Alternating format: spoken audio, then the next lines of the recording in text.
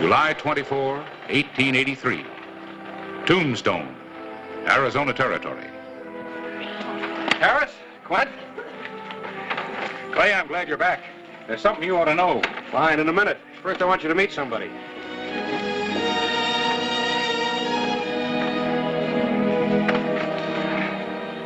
Miss Gay Monahan, Harris Clyburn, head of the epitaph. It's my deputy, Quint. Miss Monahan? All right, Smokey, line him out. Here. Clay. Miss Monahan's a lawyer from the East. She's come out here to practice. Well, welcome to Tombstone, Miss Monahan. Thank you. Miss Monahan, we'll stop by my office first. I'll take you over to your rooms at the Russ house. Clay, listen, I got you covered, Big Jim. Stand right where you are. Don't move any closer. Keep your hands away from your guns. Now, you're going to eat these lies you gave to the paper about me. You're going to take them back. What's it going to be, Big Jim? This or this? It's going to be either one. Are you on his side, too? I'm not on anybody's side. That includes your side, too, mister. Now, you stay out of this, Clay. I'm warning you. I want to see you down at the office. Harris? Come on.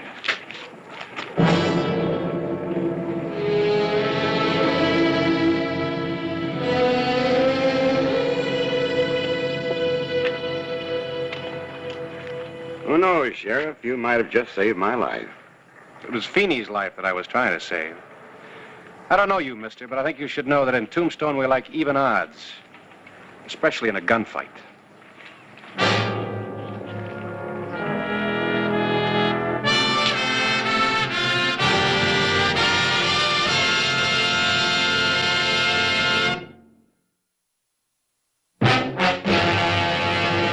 An actual account from the pages of my newspaper, the Tombstone Epitaph. This is the way it happened, in the town too tough to die. Tombstone Territory.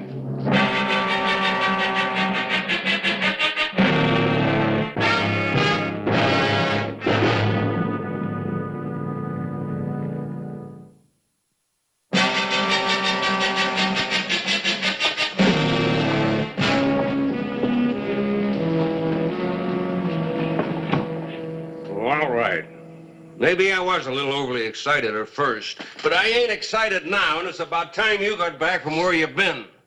Now, I want you to arrest Clyburn here and Big Jim Gerson for printing them lies about me. Feeney, I was quoting Gerson. That's my duty as a newspaper man. That doesn't mean I hold with his views. Well, listen to this. Big Jim Gerson, president and principal stockholder of the Congress Mine, has dispensed with the services of Feeney Spindler, mine superintendent, since the strike was made 3 years ago. Gerson returned for the first time in 2 years from the East, where he's been making his home, to investigate an alleged slump in the ore output from the Congress. No charges will be brought to bear. What, that's the same thing as calling me a thief. Possibly slander and libel. What was that? Nothing. Just thinking out loud. Besides, there ain't been no slump in the output from the Congress. I ought to know. I've been there myself all the time. You know, Feeney, what you need's a lawyer, not a sheriff. Miss Monahan here just happens to be one. One what? A lawyer. You mean she's a female lawyer? If your statements are factual, Mr. Spindler, I would suggest you're serving Mr. Gerson immediately with a writ, ordering a cease mining operation until you can arrange for a hearing before the board of directors of the mine. You would? Yes. And mind you, I'm speaking as a registered member of the Vermont Bar. Bar? The Lawyers Association. And one of the finest in the country. Why don't you leave it that way? Sir? I guess most men like girls with curls. Well, I am not interested in what most men like, Mr. Clyburn. I adhere strictly to the rule, never mix business with pleasure. If you're interested in retaining me, Mr. Spindler, the writ will be ready first thing in the morning. Well, I don't know. I ain't never seen a lawyer before who didn't wear pants. I mean, Your meaning is quite clear. all right. It's a deal. You're hired. Fine. Sheriff, Ma'am? if you will bring a witness, preferably someone not associated with the law, you can call for the writ in the morning. Yes, ma'am. Good day, gentlemen. I ain't never caught much of women myself. That's why I never got married. It occurs to me that a bachelor misses something. Well, take a look at that, would you? You know where that ice wagon's been? Up to the Congress, that's where. After returning from 2 years in the East, Mr. Gerson has to have his ice every day. Yes, sir. Gerson has a private supply of ice stored in the ice house for his own use exclusively. That ice house is practically overflowing with it. Ice. Grown man like Big Jim Gerson taking his drinks mixed with ice in them. It's downright improper.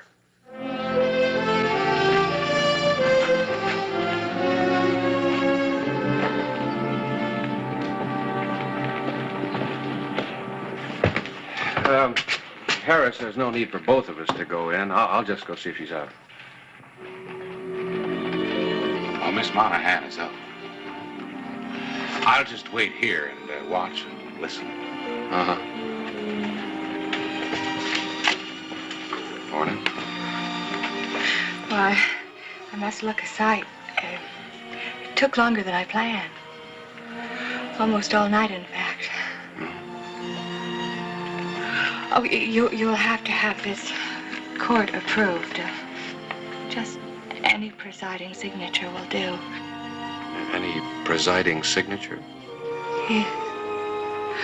Oh, I mean a judge. Just any presiding judge. Sheriff? Is there something the matter? Oh, nothing I can think of, ma'am. It's just your hair. I kind of like it this way.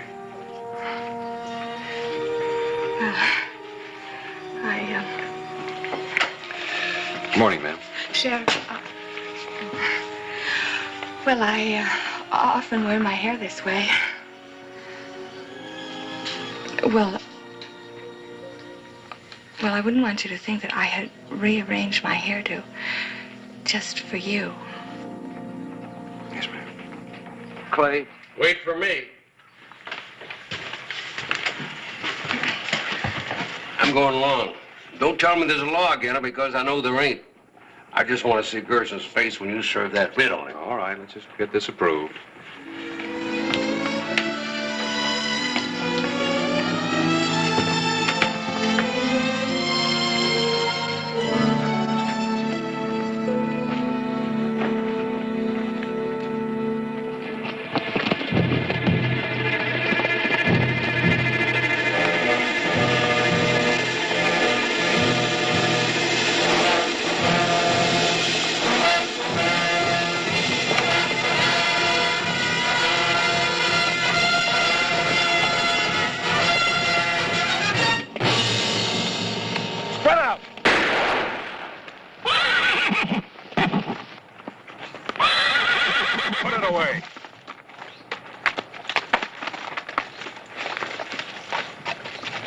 Clay Hollister, you make me sick. Why don't you let me shoot? Well, mostly because you're a bad shot.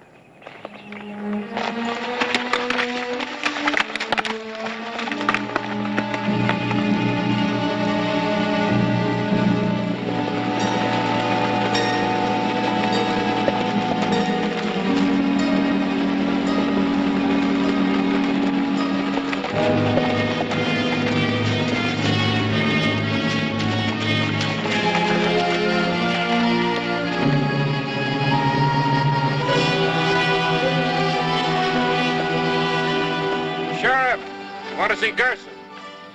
Come ahead.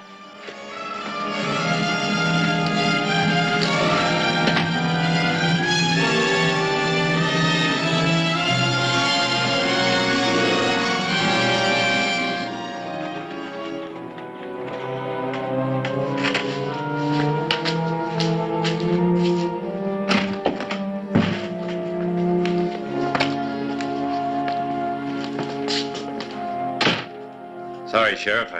Just a warning shot. Didn't know it was you. Not much you didn't know it was us. I'd like to see you flat instead of upright right now. Yeah. There's going to be no trouble. I told you that before. And the first person who starts it'll answer to me.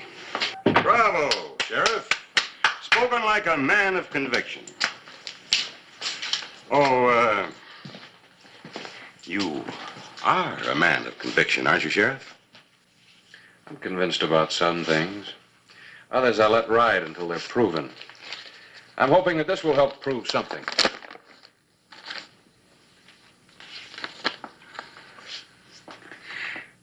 Feeney, you're stale.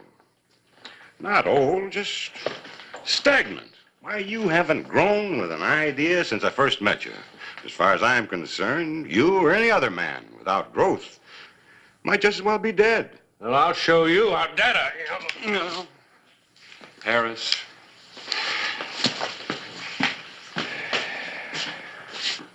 Mr. Gerson, ideas don't always help a man grow. Boot Hill is just full of small men with big ideas. Here comes the ice wagon, Mr. Gerson. It's a long, dry ride back. Before you go, perhaps you'd like a drink, chilled with ice. That's where I'd like to see you, Gerson, on ice. Hey, don't keep that gun-happy squirrel of yours away from me. That's where he'll end up, on ice. I'll see to it personally.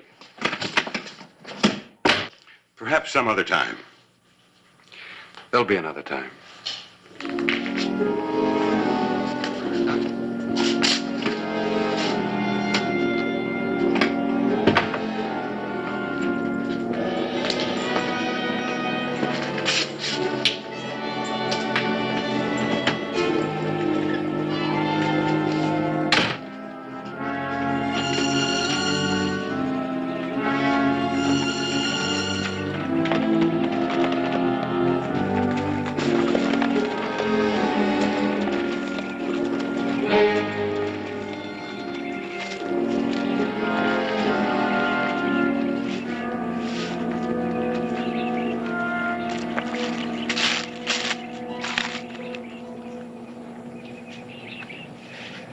Looks like maybe Newton was wrong.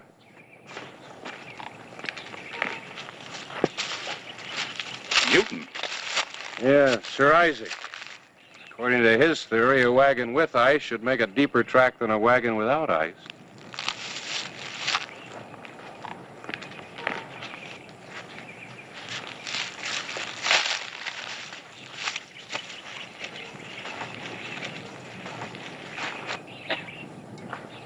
These tracks leading out are deeper. Maybe Newton knew what he was talking about.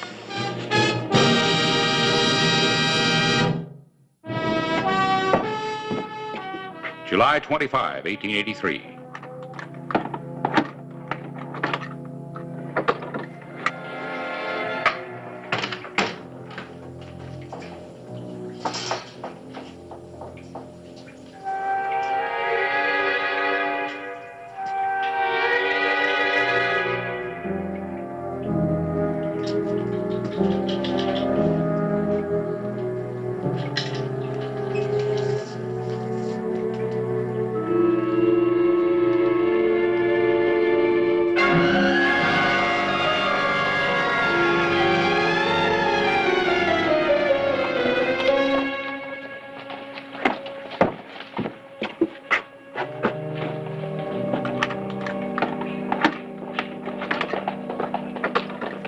Shall I send for Mr. Gerson? I already have. Come on, I can't get in with you standing in front of it.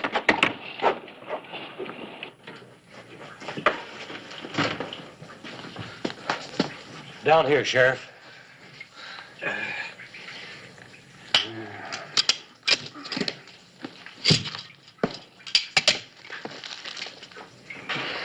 Yeah, he's frozen to death. Must have been there all night. I was in town. I heard you were looking for me. Yes, I'd like you to make an identification.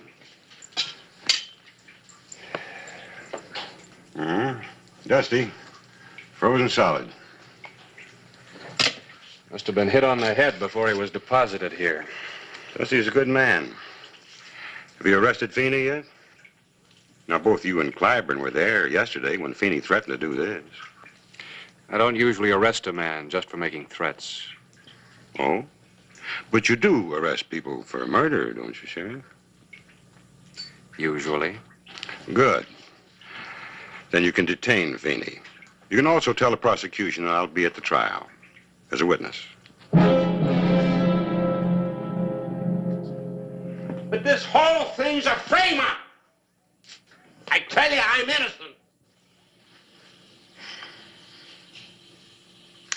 Mr. Spindler, you are merely being detained, not arrested for murder. But if you don't stop shouting and help, it's just possible that you might hang. I tell you, I'm innocent. There it is. Let's go.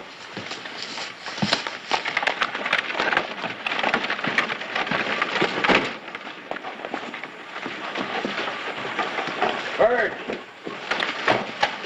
Come on down. I'm in the line. You know, you don't look so well, boy. Why? I feel all right. Oh, well, a lot of people feel all right, and then just like that, they're gone. But you needs a little rest. We're going to see that you get it.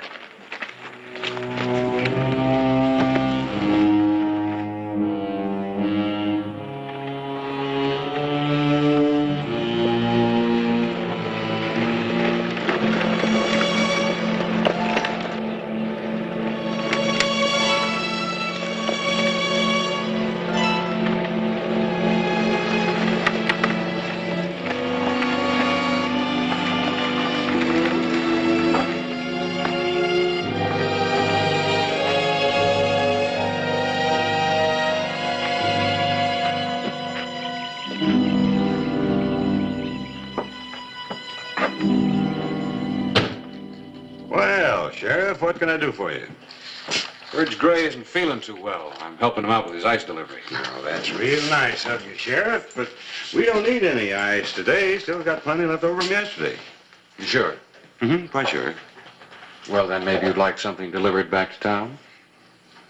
No, nothing, thanks. Anytime.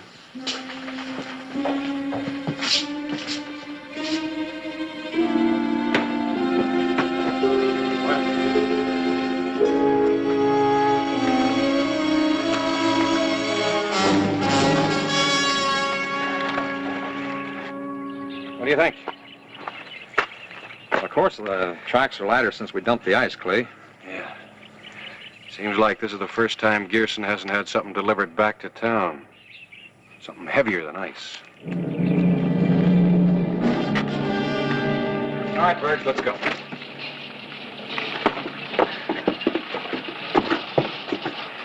Come on, open it up.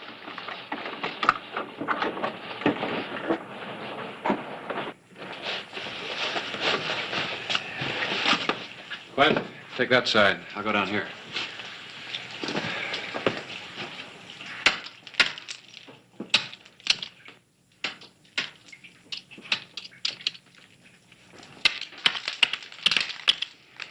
You won't find anything in here, Sheriff.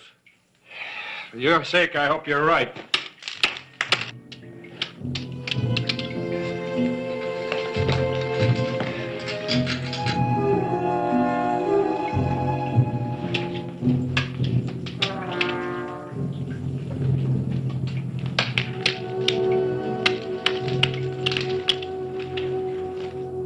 Don't anybody go for guns, or you'll die a little sooner. Let me see your back.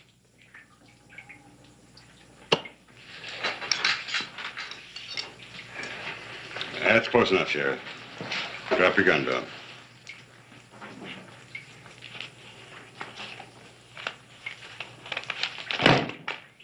The pick. That large center block of ice, chip into it. Full of silver ingots? Like the Sphinx, I thought my secret was safe. It was, up until now.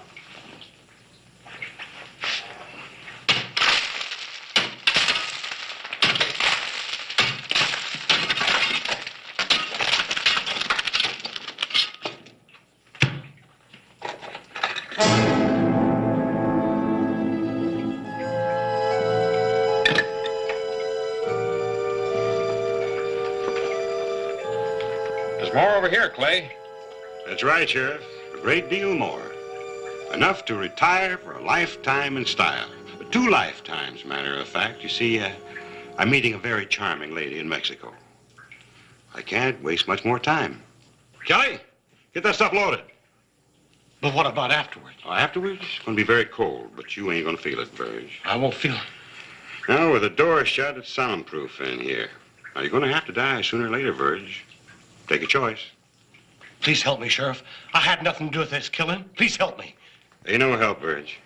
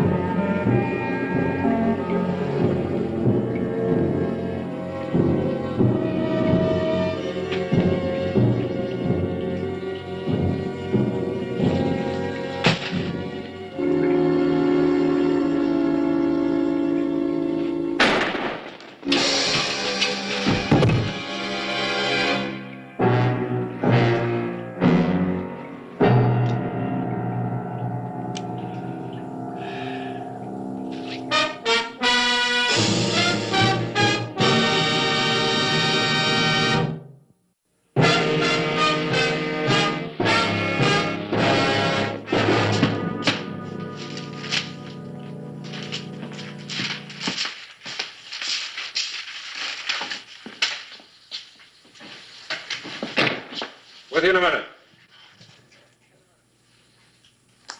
Well? Well. Do you mean to say that you've had that in your trunk all the time? You see, I thought it was important for me to prove myself as a lawyer. But I've discovered it's equally as important to prove myself as a woman. Care for a postgraduate course? Maybe. If I have time. Time? Yes. A friend of mine is arriving. Pemberton Brockway III. He's from home. Army? No. Military school. The uniforms are exciting, aren't they? You give up awfully easy. Give up? I was just wondering where I could get a uniform.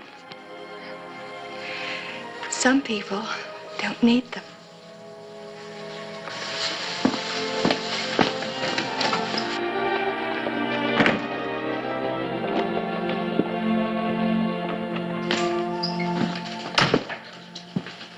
What's the matter? You look like you just lost your best friend.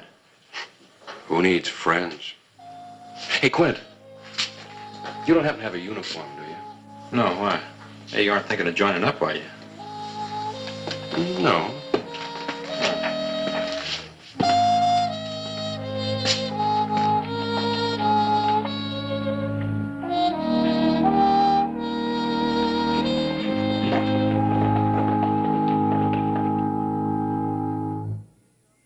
Whistle me up a memory, whistle Whistle me back where I wanna be. Whistle a tune that'll carry me to Tombstone territory.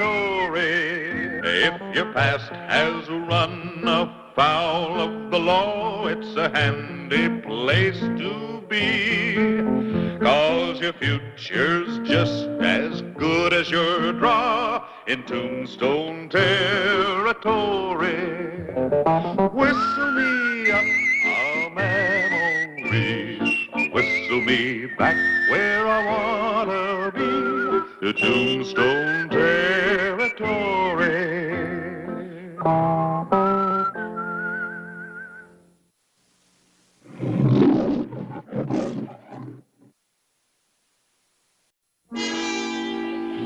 Tombstone, Arizona Territory, June 3, 1884.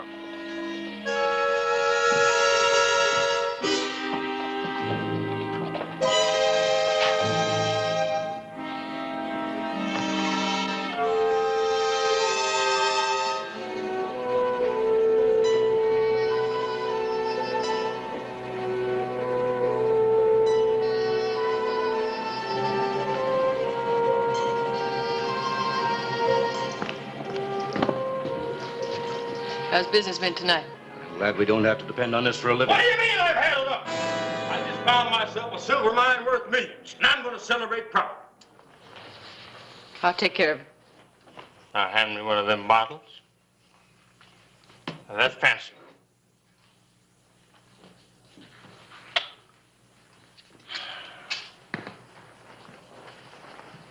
Give me the gun, Hal. Come on, hand it over. I was just joking, Lily. I know. I'll take him to the sheriff. He's gonna get some sleep. I'm not finished celebrating. You better watch out. The celebrating will finish you. Come on.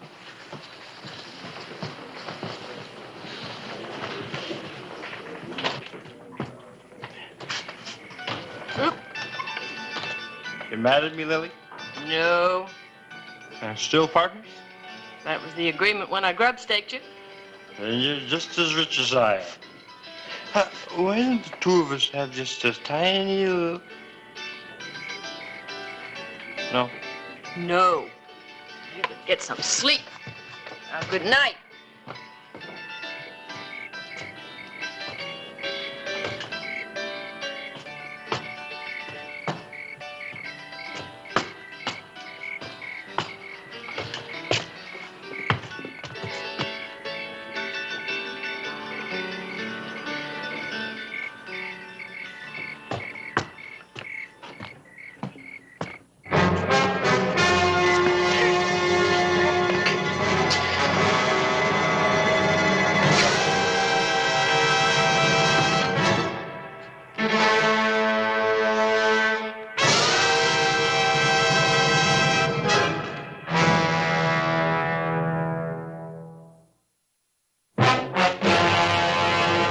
An actual account from the pages of my newspaper, the Tombstone Epitaph. This is the way it happened, in the town too tough to die. Tombstone Territory.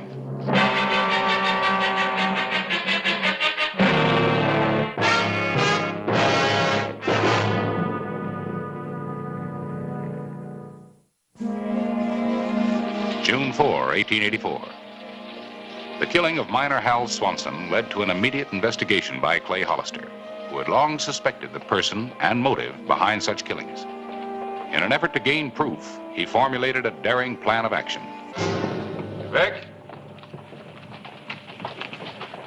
Here's that note for Tulsa Jack. You won't have any trouble finding him. He'll be in Skeleton Canyon working his diggings. After that, you better ride on fast. We expect to be in Tucson by Wednesday.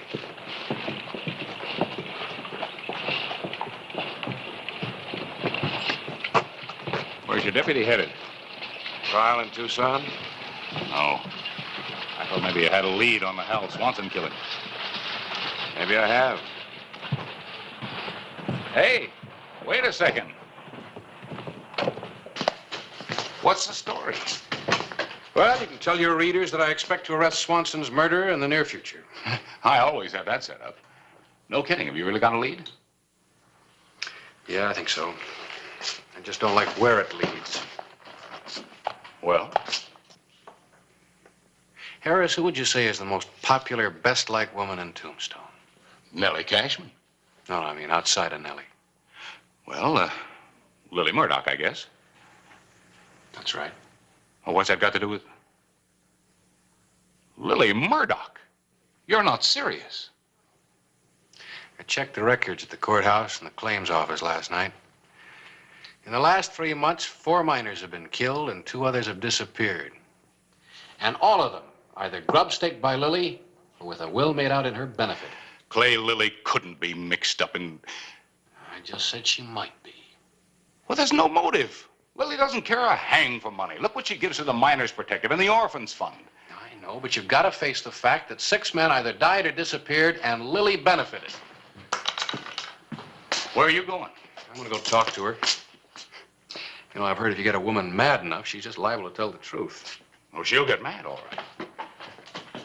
Clay. Yeah? Lily Murdoch has a lot of friends. A lot of power in town. Suppose, well, just suppose you do find out she's involved in these killings. Well? Do you suppose you could prove it before you got run out of town?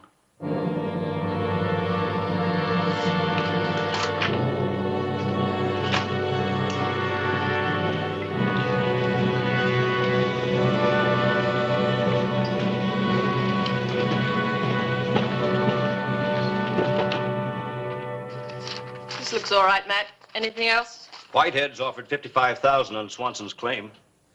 We're not ready to discuss price on that yet. That's what I told him, but he... Come in. Well, Hollister, good morning. Morning. I hope I'm not interrupting. We just finished. The rest of it can wait, Matt. Yes, Miss Murdoch. Matt?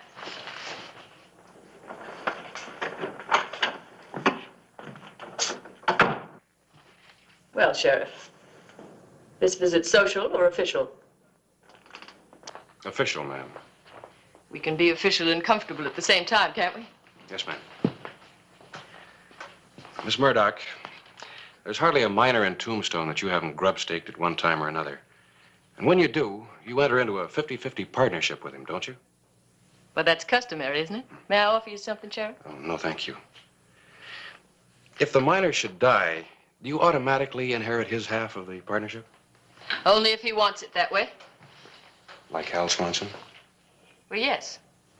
I use the money to grub-stake other miners, or I give it to charity. You've been very generous.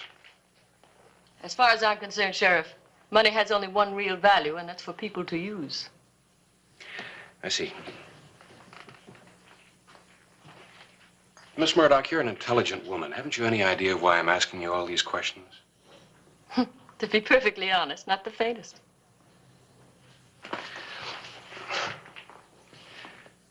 The person who benefits from a murder usually expects to be questioned, even if he or she has nothing to do with it. What do you mean? Recently, 6 miners have either been murdered or killed in what appeared to be accidents. In each case, you benefited by the death. Do you mean that you think that somehow I engineered these accidents or killings or whatever they were? Well, that's the silliest nonsense I ever heard of. How dare you accuse me? I haven't accused you. And you better not if you don't want to make a fool out of yourself. Miss Murdoch, I once knew a man by the name of Asa Watkins. He was a... Now, why should I do such a thing? I certainly have plenty of money. Well, Mr. Watkins didn't need any money either. He was the bank clerk in my hometown. A modest, obscure little man who never spent a dime on himself, but he loved to help other people.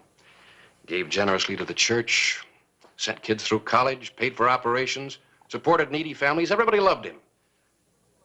But after his death, it was discovered that during his lifetime, he'd embezzled more than $60,000 from the bank.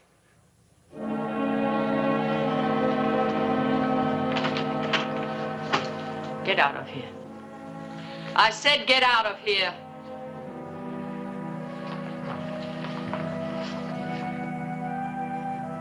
You see, Mr. Watkins wanted so much to be loved and admired that he became a thief.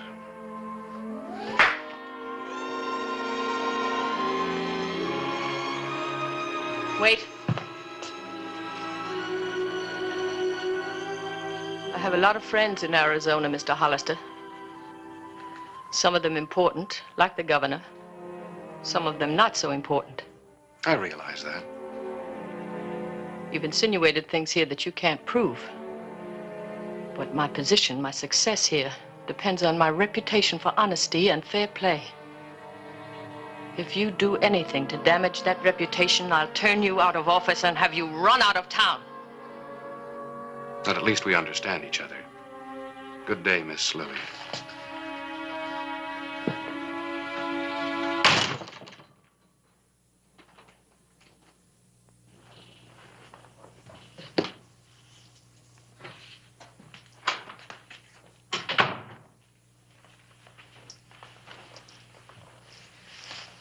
Did you hear? He can't prove anything. He could start a lot of talk. Who'd believe him? There are always people ready to believe anything. Well, what do we do? Sailor still in town? Saw him yesterday. Good. Fine sailor.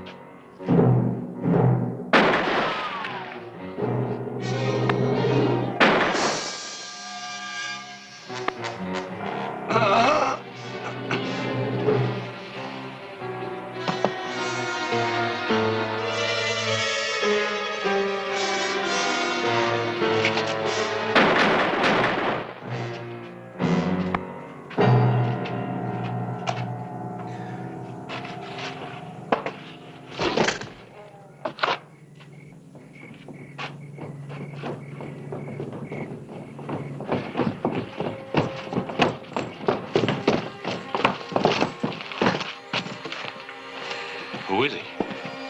Gunslinger, by the name of Sailor. What do you have against you? He was for hire.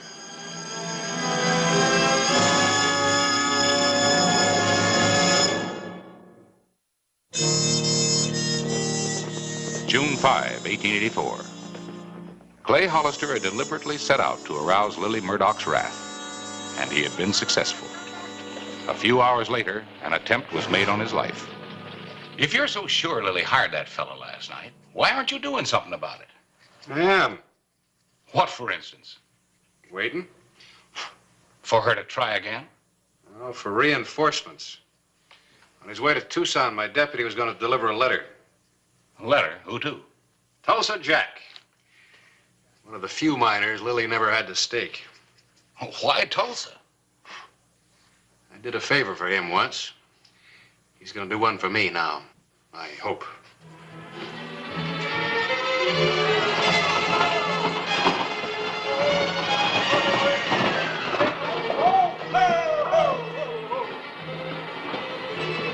Hooray, boys! I've struck it rich! Struck it rich! Well, boys, I've struck it rich! I've struck it rich!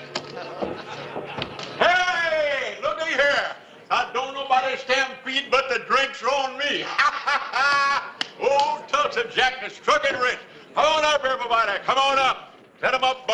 gonna set up the drink for all my friends and all them friends I never laid eyes on. Here's to me. Never had a dime of my own, and now look at me. 10,000 notes and plenty more where that come from. Have a drink, everybody. Come on, keep putting them up there, bartender. After he's had a few more, bring him up to see Lily.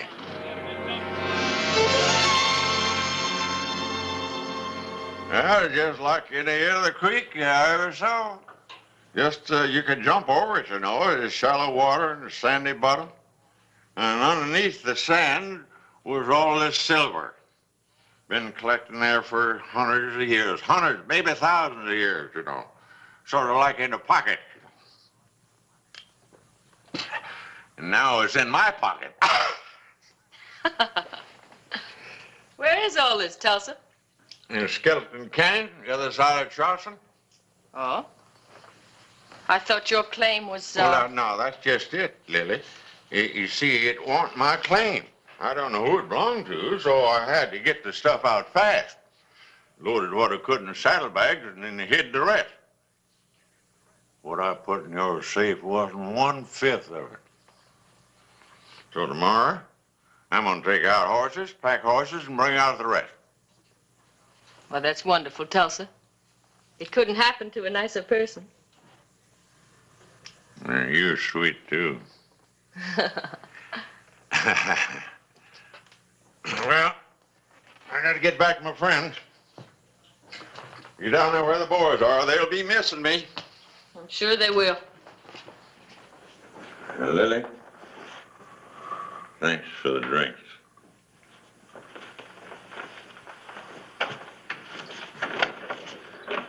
You sure are nice.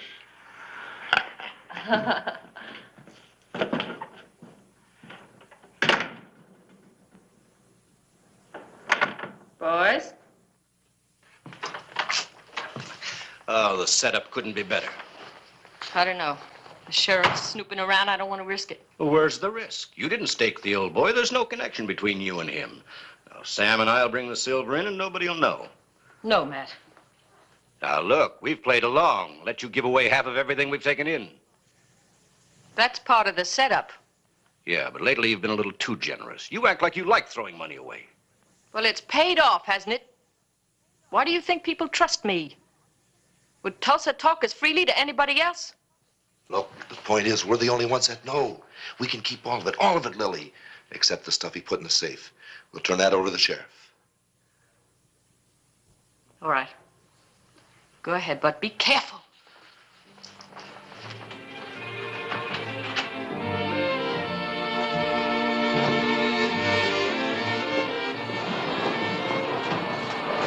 June 6, 1884. Despite a headache of major proportions, Tulsa Jack rented 2 pack mules and headed back out of Tombstone.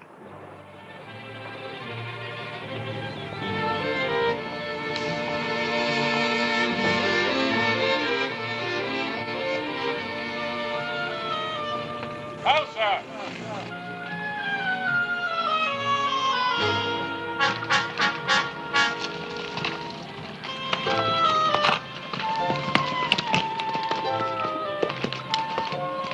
It's about time you showed up. What I have to go through in the name of friendship. You enjoyed every minute of it, and you know it. Last night, yes, but not now. I wish them meadowlarks wouldn't sing so loud. Well, there's some cover in those trees up there. Let's go.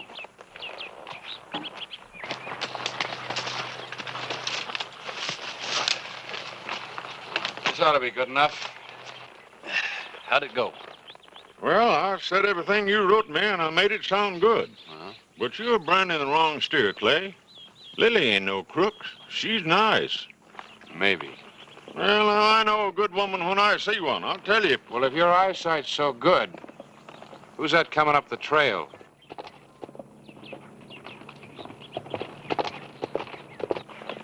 Well, I'll be. Lily's boys. You don't think they're riding out to Skeleton Canyon for their health, do you? Well, them dirty... You didn't tell them about the silver, did you? Oh, no, just Lily. Like I said, looks like he was right. What do we do next? I'm riding back to town. You stay out of sight. And tomorrow about noon, we're going to give Miss Lily Murdoch the shock of her life. Up for him.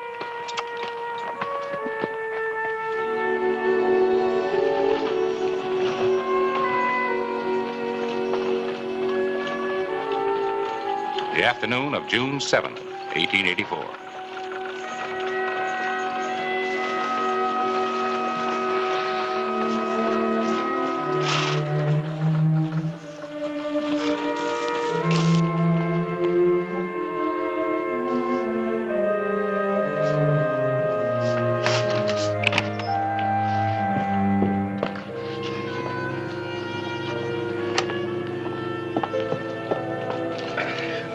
Who's that? Tulsa Jack? Yeah. He's been shot. You, get Doug Cunningham.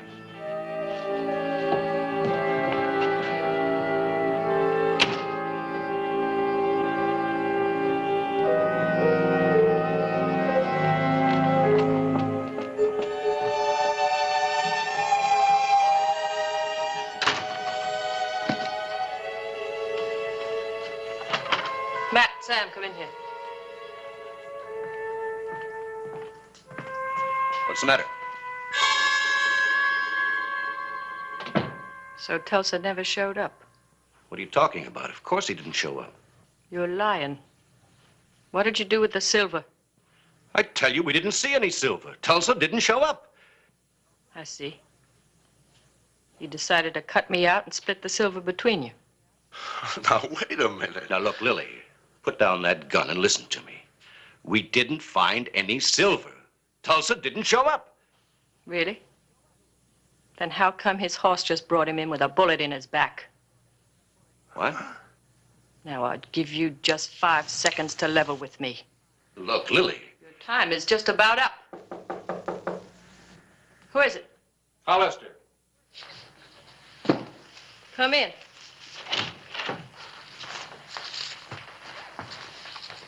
What do you want, Sheriff? It's about Tulsa. Matt's just been telling me he's been hurt. He was shot in the back. Oh, no. Is he? He's in the hospital. He's holding on. He wants to see you. Of course. I'll go right away. You better come along, too. What for? You'll find out.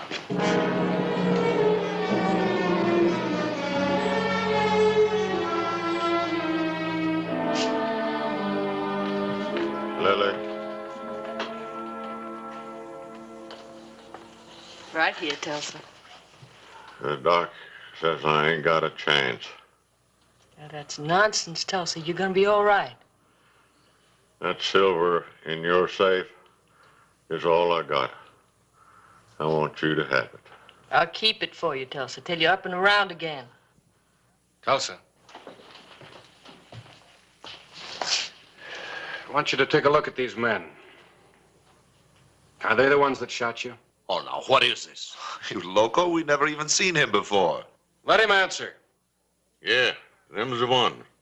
He's lying. Are you positive? Yeah, they must have heard me talking to Lily.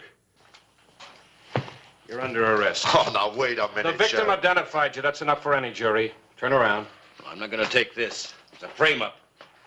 You want to make a statement? I got plenty to talk about if it'll keep me from hanging. Plenty to talk about who? Never mind, Hollister. Take his guns. Put up your hands.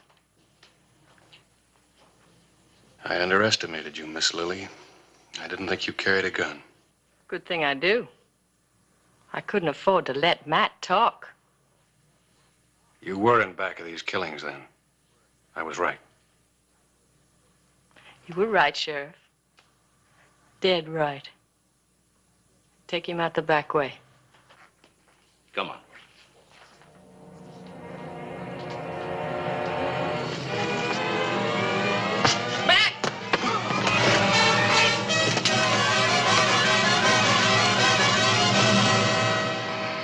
Will you join us in my jail, Miss Lily?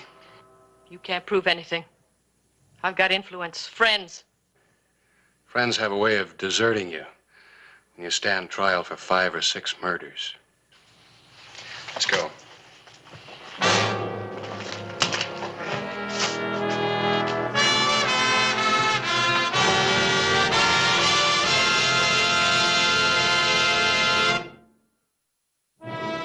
Tulsa. Keep it as a souvenir. Really want to thank you for your help. Well, somebody had to do the job. It was your testimony convinced the jury. Yeah, I know. But this town ain't gonna be the same without Lily. You know, she done an awful lot of good. Helped out a lot of folks when they needed it. Well, what you say is true, but she also was responsible for a lot of killing, Tulsa. I know, but she was a nice woman. She was an awful nice woman. I'm gonna miss her. We're all gonna miss her. Yeah, Lily was a nice woman. I don't care what you say, Lily was a darn nice woman. Yeah, she's pretty, too. And her hair, boy, and brother.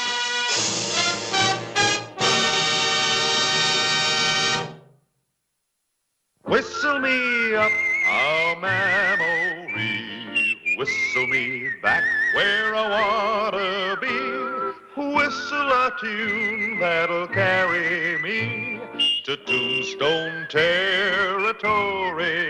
If your past has run afoul of the law, it's a handy place to be, 'cause your future's just as good as your draw in Tombstone territory. Whistle me up a memory, whistle me back where I wanna be, to Tombstone territory.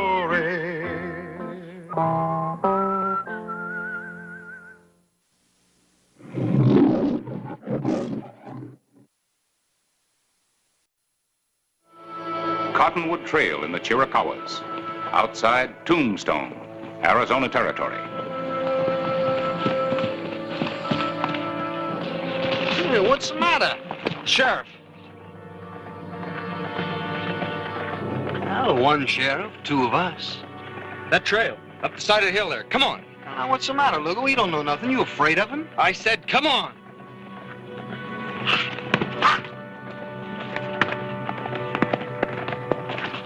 Morning. You been in Tombstone? Yeah? Why? You resemble somebody I'm looking for. I'd like to ask you some questions. Hold it! Hold it!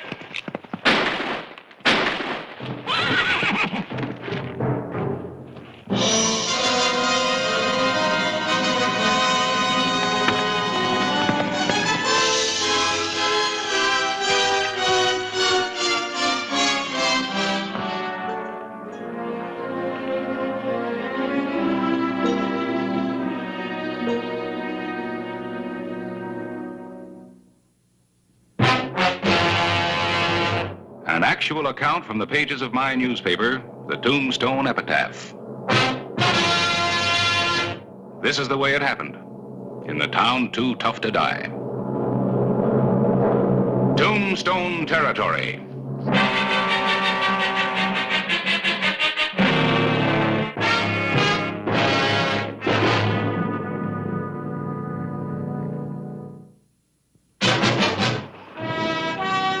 Noon.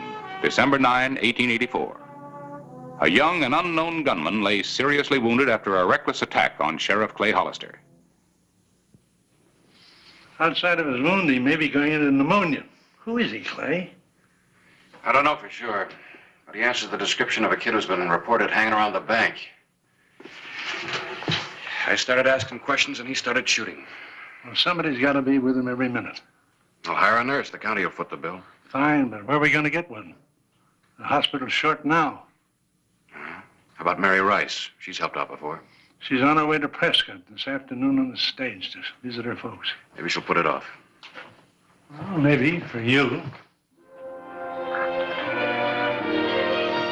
Galeyville, town of a black and lurid history. The only inhabitants, the lawless.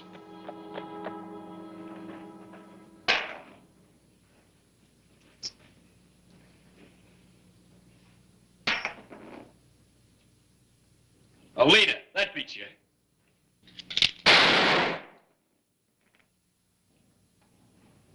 You're getting too good, Snyder.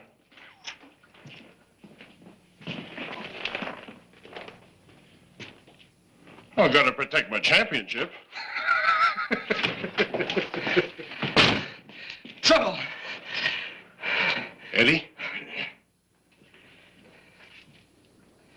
Where's Eddie?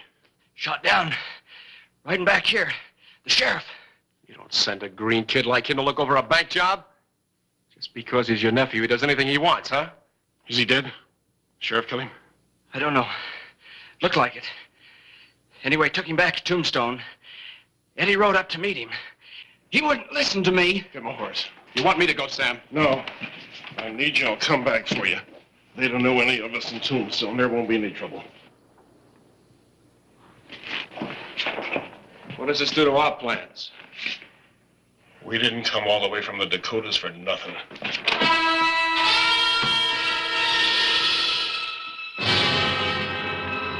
I appreciate your staying, Mary. Well, maybe someday I'll learn how to say no to you. I'll do everything I can for him, Clay. Doc Cunningham doesn't give him much of a chance. We'll see.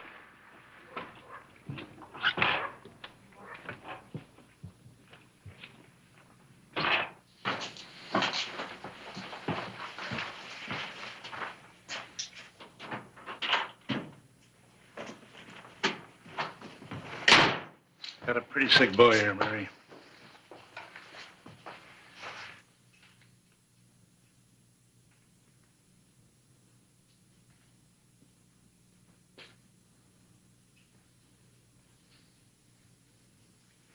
"103 fever and still going up."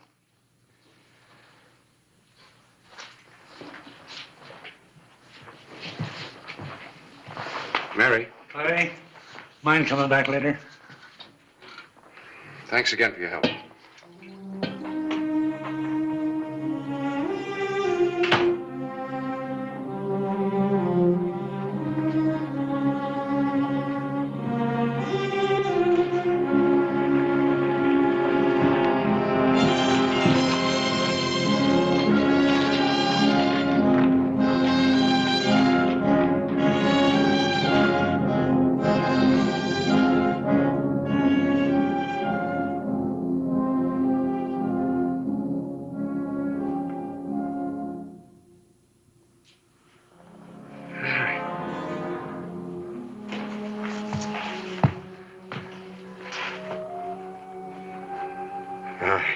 Sure picked the right nurse, didn't I?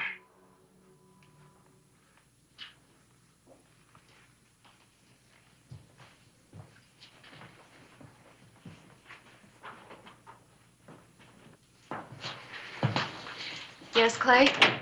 Who is he, Mary? He can't really be a criminal. He was never even really wild, no matter what people said. All right. Let's start with his name and where he wasn't really wild. Look, Mary, if missing me is all he's guilty of, there won't be any charges. His name is Eddie Casper. He's from Prescott. I haven't seen him in, about 6 years. Casper. Nobody by that name's wanted for anything that I know of. What about his being wild? Oh, he was noisy, the way kids are. And he always wanted a fast horse so he could kick up the most dust on Main Street. And he bragged a lot. Mostly about a rich uncle in the Dakotas who he said could buy him anything. Who was his uncle? I don't think there really was an uncle. Well, didn't you ever make things up? Sure. Look, Mary, Pete and I have to go to Bisbee tonight, mine payroll. I'm gonna leave a guard right here. Oh, that won't be necessary. People can change a lot in 6 years. Be back tomorrow noon.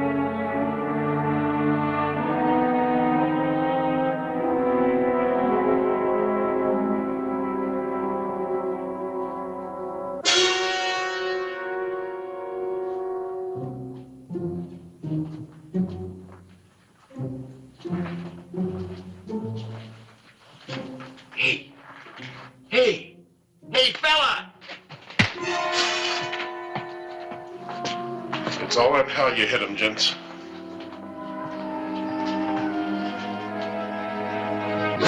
Yes? We're taking that boy. Why? Who are you? His kid. His kin? I'm his uncle. Don't yell. Don't do anything. Eddie? Eddie, how you feeling, boy? Sam, I'm sorry, Sam. There's nothing I can't get you out of. We're taking you back. You're not taking him anywhere. Moving him now could kill him. We got a wagon full of straw. Easier ride than the way he got up here. He's verging on pneumonia. He needs constant care. And he's gonna get it. Good care.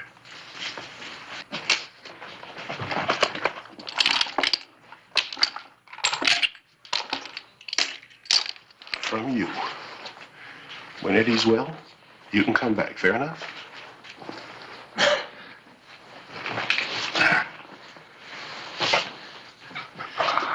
Easy with him now. Easy.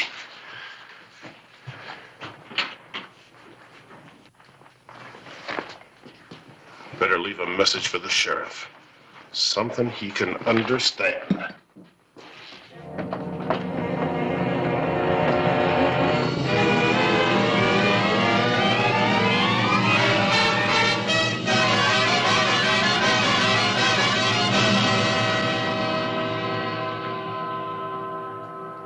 Take any stock in that? Yep. That's not going to keep me from following him.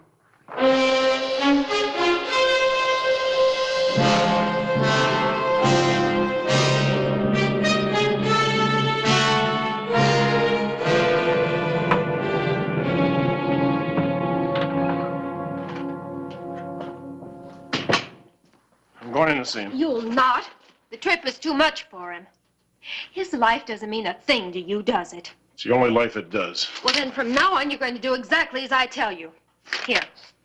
This is a list of medicines and supplies that I have to get from Dr. Cunningham at the Tombstone Hospital. What's all this? Latin. Pharmacological Latin. It's the only way medical supplies are ordered, and Eddie would die without them. I'm warning you, if this is a trick, tell them where we are. Is my name on it? Does it say anything about Galeyville or you?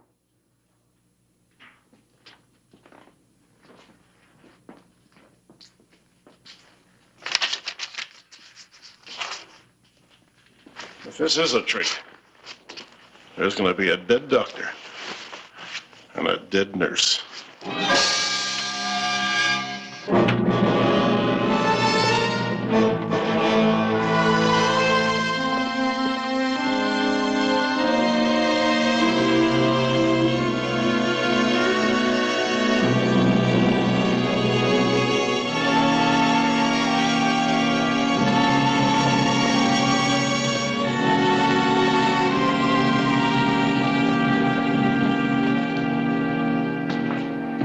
We don't even know who we're looking for. We'll find out. Just keep asking questions. Did you get any answers? Not today. We'll be going out again tomorrow. What do you want to see me for?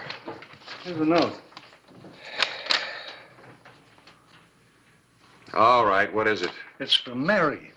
It's an order for medicine written in Latin. And directions, maybe where to find her. Picus Latus, village of the bandits. Mons Magnum, large mountain. And northeast. Picus Latros. Galeyville. Should I start getting a posse together? No. It's about a posse 10 miles off. Kill Mary, like they said. Maybe one man might make it. I'm starting tonight for, Picus Latros.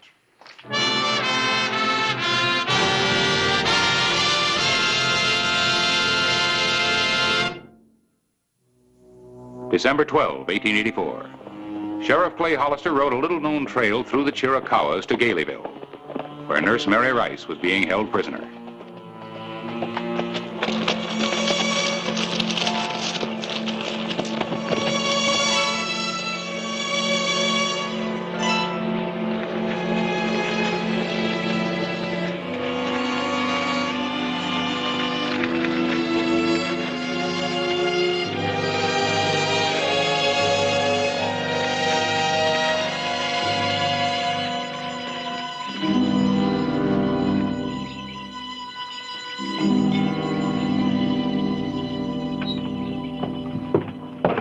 looks real good this morning. He'll have to stay in bed at least another week. Week, huh? Thought you was itching to get out of here. I am. Well, you just let me know when you're ready.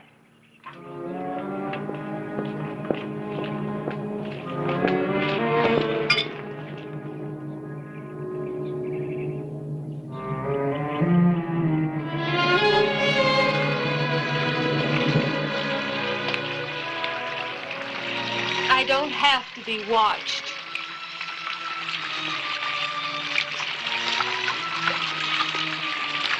I'm here to do a job, and I'm leaving when it's over. Yeah? Tell Hoskins.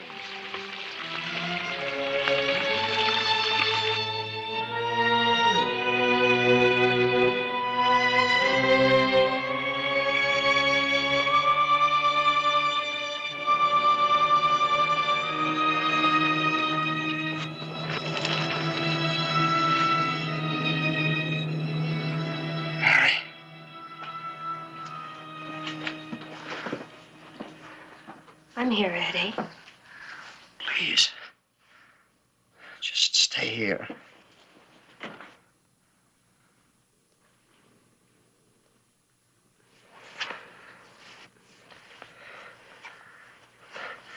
Something I want to tell you when I'm better. Something important. Yes, Eddie. When you're better.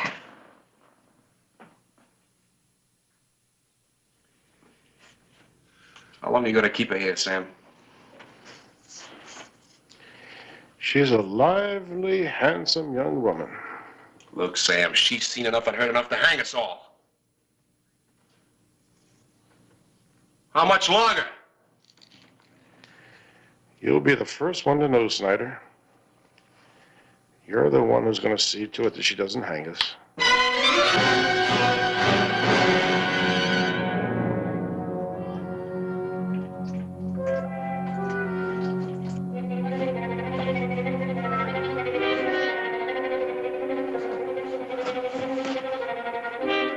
Come on. We're getting out of here. I can't leave him, Clay. Not yet. He's just not well enough. And when he is well enough? Then they'll let me go. Oh, Clay, when I sent that message through to Dr. Cunningham, I didn't mean that. What did you mean? Well, we can't leave him here to die. Look, Mary, be sensible. They'll never let you leave here. Clay, I've got to help him. And I don't mean just as a nurse. I can persuade him to leave here, to give this up. I know I can. Oh, please, Clay, let me talk to him in the morning. All right. You talk to him. Thank you. But regardless of Eddie, I'm getting you out of here at noon tomorrow. Find some excuse for going for water. But they always keep a lookout there. I know it. Don't you worry about him. All right, I'll be there.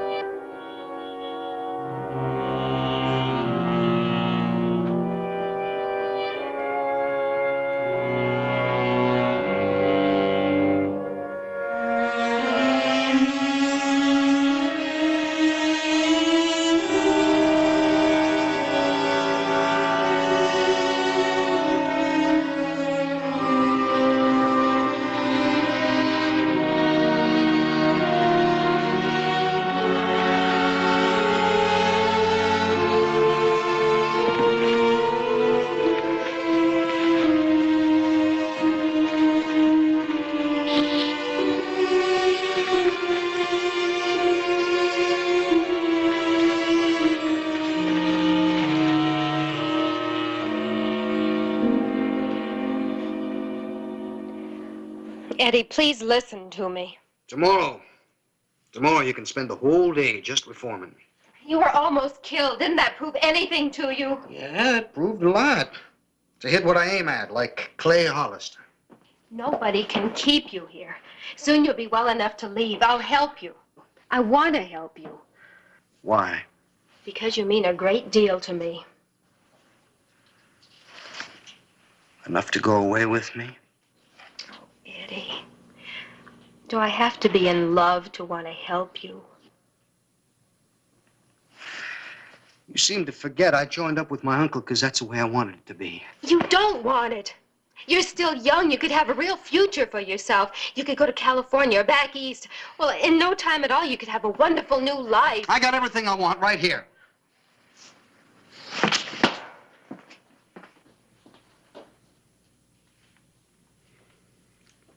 I'd like to see my uncle now.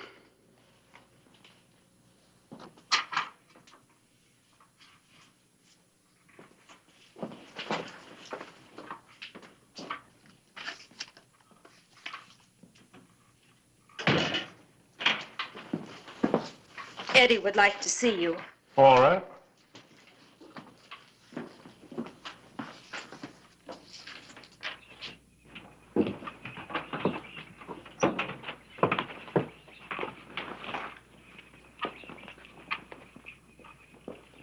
Mr. Snyder, I said you'd be the first one to know, didn't I?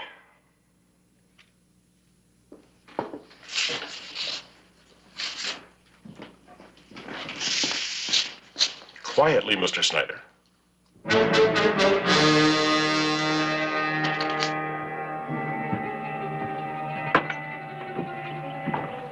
Let's go, Lugo.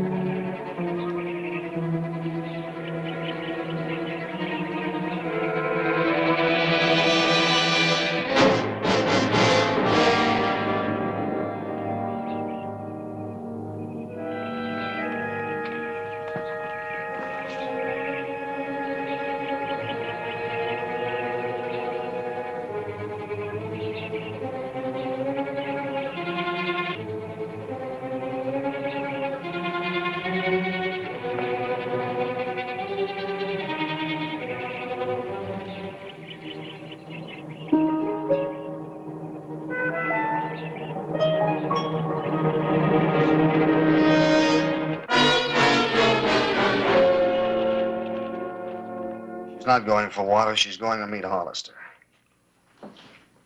Why didn't you tell me all this before? How could I? She was here all the time. I'll take care of the sheriff, Eddie. Sam, what about Mary? She's been dead since we brought her here. You made your choice when you joined us, boy. You haven't got any now. Yeah, you're right. I haven't any now.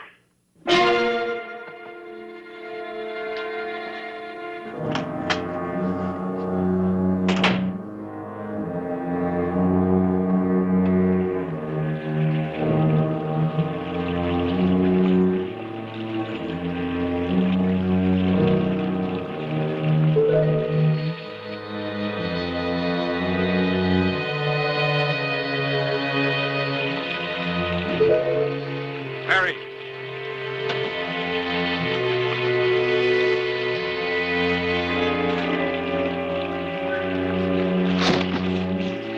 Left the horses half mile up the trail. Come on.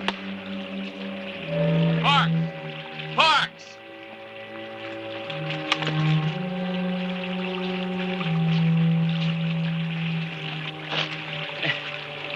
Hey, you suppose Parks took her for a little walk? Come on.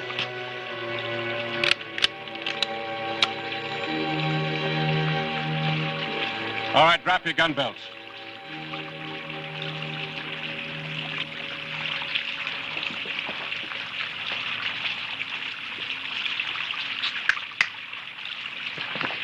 Mary!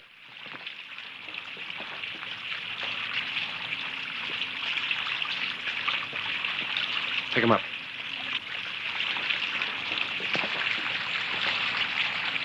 Leave them be, little lady. Drop your gun, Sheriff. Drop them!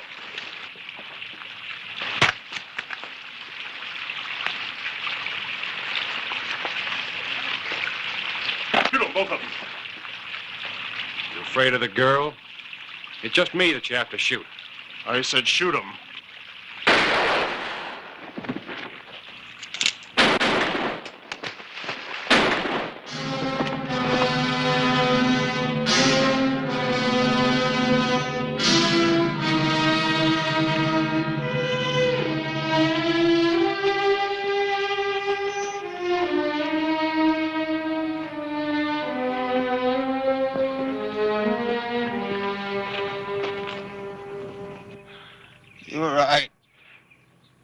no choice.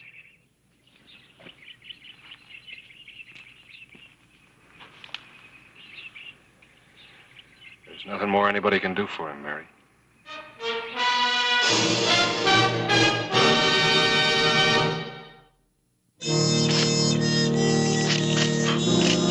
Well, Mary!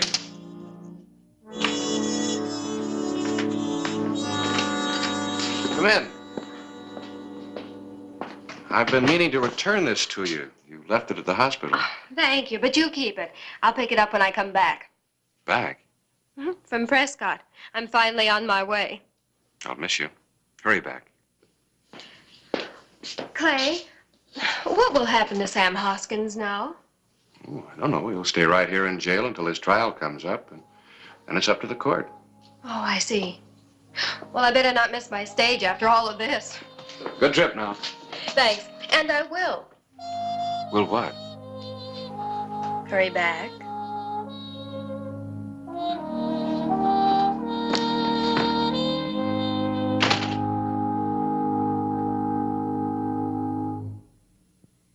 Whistle me up a memory, whistle me back where I wanna be, whistle a tune that'll carry me to Tombstone territory. If your past has run afoul of the law, it's a handy place to be.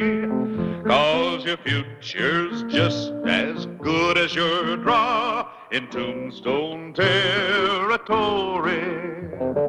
Whistle me up a memory, whistle me back where I wanna be, to Tombstone territory.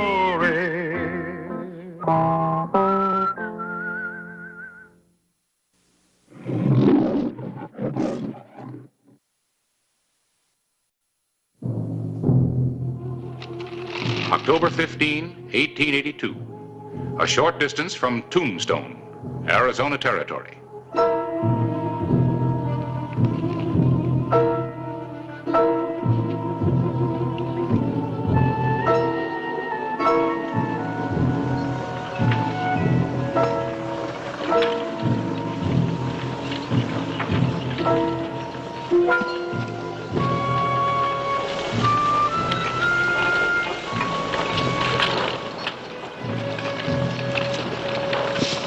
Me first, gentlemen.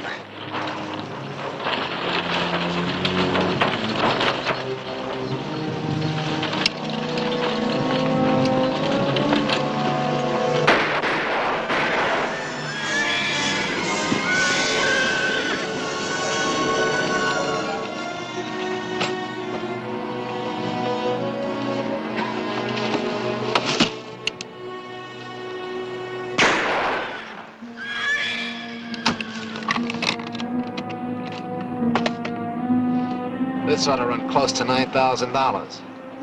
Much better than last time. Get the driver's body off and wait for me at Indian Springs.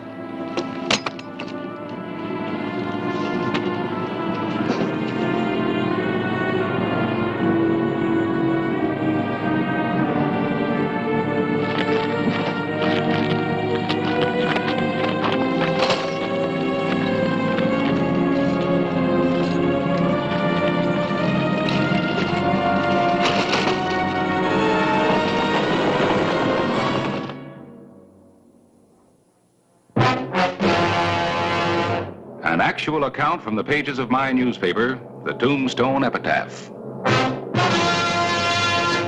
This is the way it happened, in the town too tough to die. Tombstone Territory.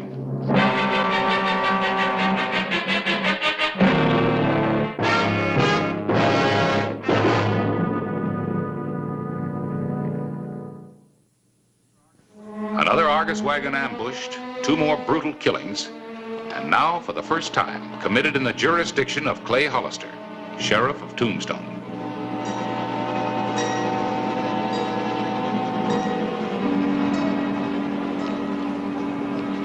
Driver and the shotgun guard from the Argus mine shipment.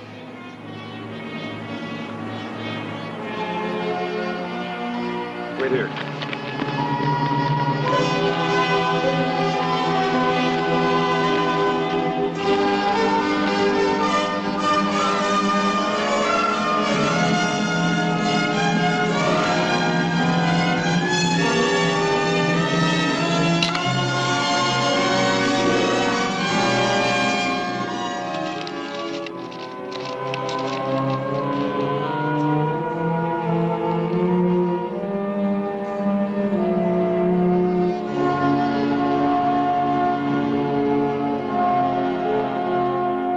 You think it's the same three men?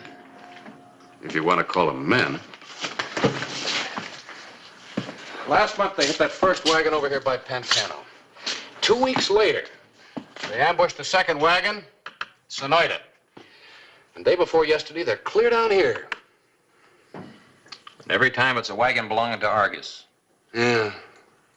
Well, come on, Quint. Let's go report the robbery to Whitaker. Right.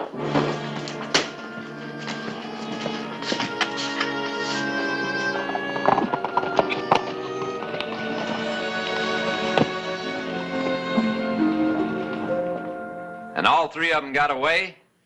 Makes you look kind of foolish, don't it, Sheriff? Oh, come on, Burgess. The sheriff isn't responsible for the entire Arizona territory. He's responsible for Cochise County. You don't even know who you're looking for. I know what I'm looking for, Burgess. That's how they get their information. They must have known where each of those shipments was heading and along what trail. Now, Clay, you've seen how cautious we've been. We've followed every suggestion you've made.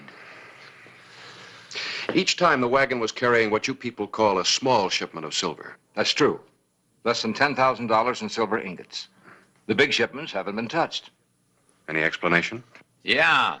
Big shipments have 2 or 3 guards. Do that with a small load and it'll get through. He's got a point. Sure, he's got a point. An experienced guard costs $100 a day. Men like Bat Masterson, even more. You put 2 or 3 of those on our small shipments, there goes our entire margin of profit. When's our next wagon going out? I'm not certain. I'm driving that wagon myself, guard or no guard. Thanks, Burgess. I'll think it over.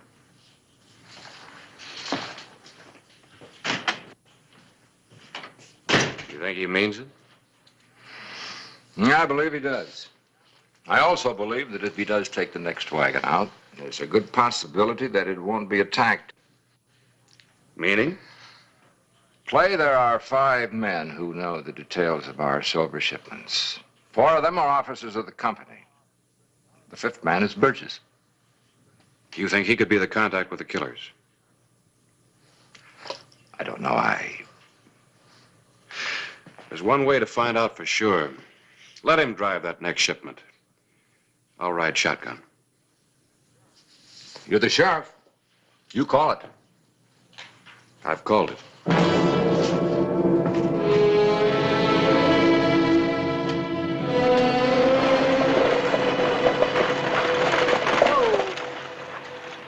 Please go to Globe. And this bundle's for Tucson. Thanks.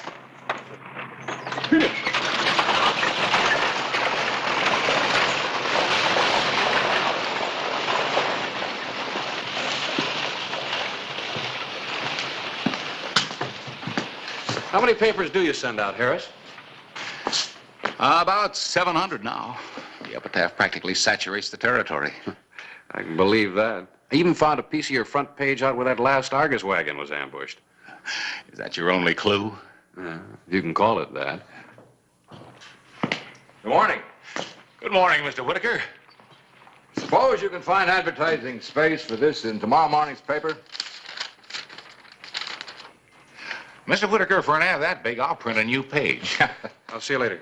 Oh, Clay, if you got a moment, I'd like to talk to you. All right, I'll wait outside. Good. Still short-handed, huh? Yes, can you read it all right? Steady jobs in Tombstone for dependable men. Set it up in that big black type. I'd kind of like to attract the attention of the out-of-town readers. Let's see. Immediate openings for 10 drillers, also pushers, teamsters, and hard rock miners. Highest pay. Just set it up like the other ads. Sure will. And, thanks, Mr. Whitaker. Just bring some help to Tombstone. Clay, you still willing to ride guard on our next wagon? Of course. You'll be riding with Burgess. Does he know about it? No. Well, when do we leave? Monday morning, 8 o'clock. Sure hope I'm wrong about him. Just have to wait and see.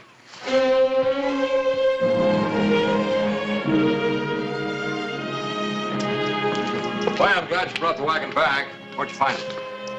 Not far from Indian Springs. Horses had been unhitched and they were grazing nearby.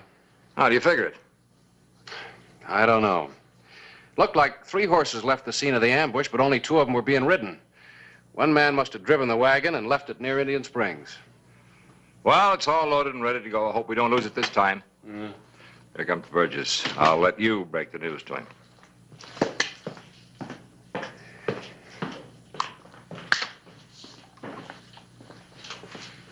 Well, Hollister, what are you doing here? Oh, I thought you might need some help on this run. Don't know as I do. From you, that is. Well, you're going to get it anyway. I've decided to ride shotgun for you. Oh? When did you decide? A couple of days ago. Kept it a secret, huh? You and Whitaker. So I'm the one who's been tipping off them bushwhackers. You just concentrate on getting this wagon through to Tucson. Was I you, Hollister, I wouldn't trust me any further than I could throw one of them 90-pound ingots we're hauling. Have a cigar. No, thank you.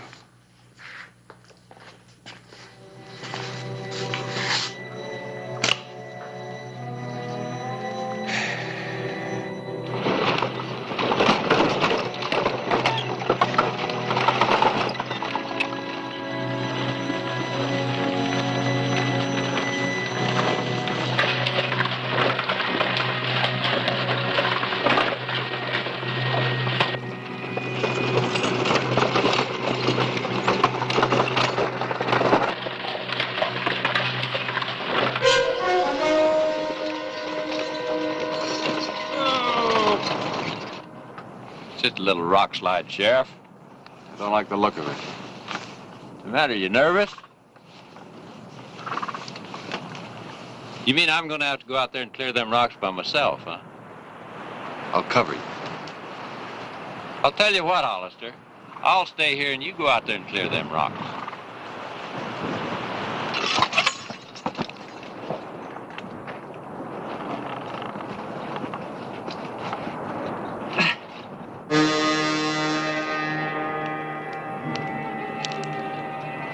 Wait till I see that Whitaker accusing a man just because...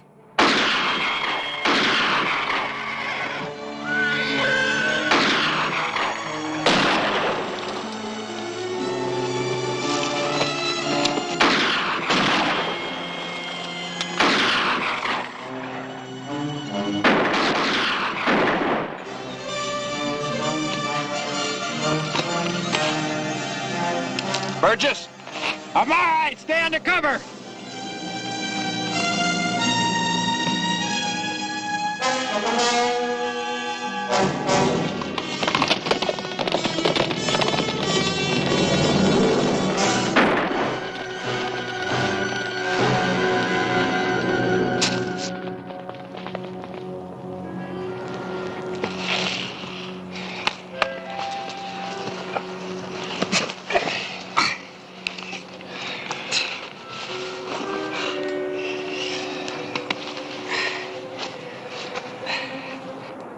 Never figured they'd jump us, Sheriff.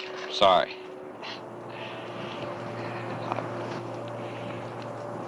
I've always had a big mouth.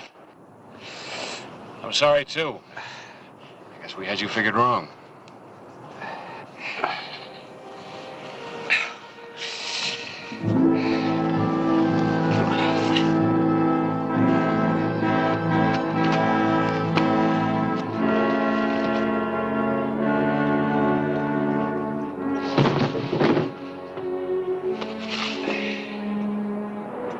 You all right? Better than him.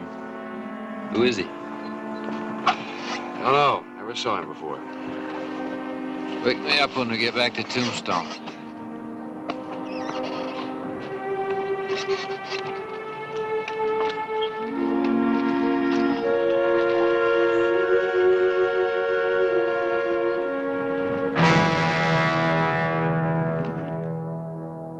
I'm very grateful that Burgess is alive. Clay, I sure owe him an apology. Yeah. I guess we misjudged him. Oh, that killer you brought in, who's he? Body's still unidentified. And the other two men? I only saw their backs as they were riding away. Well, don't feel too badly about it, Clay. Burgess is alive. You did bring back the silver. There is one thing. I was wondering if there could be any... Yes?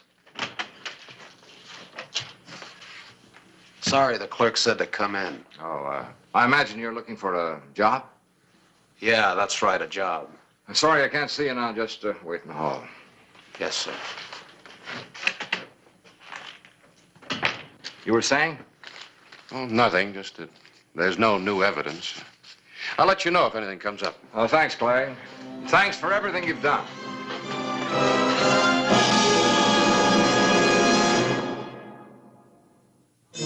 Clay Hollister had found newspaper clippings from the epitaph at the scene of both robberies of the silver shipments from the Argus mines. For some reason, he had not mentioned it to the mine superintendent, John Whitaker.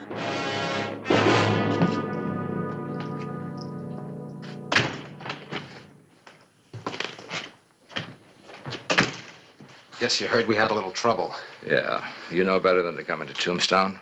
That tin star didn't recognize me. Doesn't make any difference. He'll never get us. No one will if you follow orders. Just keep on storing the silver at Indian Springs. Now go find yourself a new man to work with. Keep on taking your orders from my ads.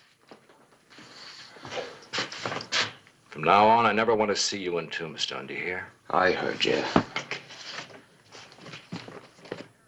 Hi, Harris. How about a game of cribbage? Sure. Well, how's your puzzle coming? Puzzling. Whitaker keeps changing the route of silver delivery to Tucson, and he still keeps getting robbed. Just doesn't make any sense. It makes sense to somebody. Somebody's making a fortune. Yeah. Harris, do you remember that piece of your front page that I found out where the other Argus wagon was held up? Yeah. The October 11th issue, you said. Uh-huh. Did Whitaker have a want ad in that issue? Well, I don't know. Let's find out. What about our game? Later, Quinn. Later. Later.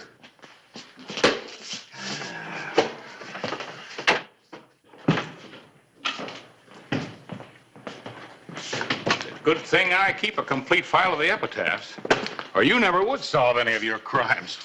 I'm glad it makes you feel needed. Where's the paper? Let's see. You said October 11th.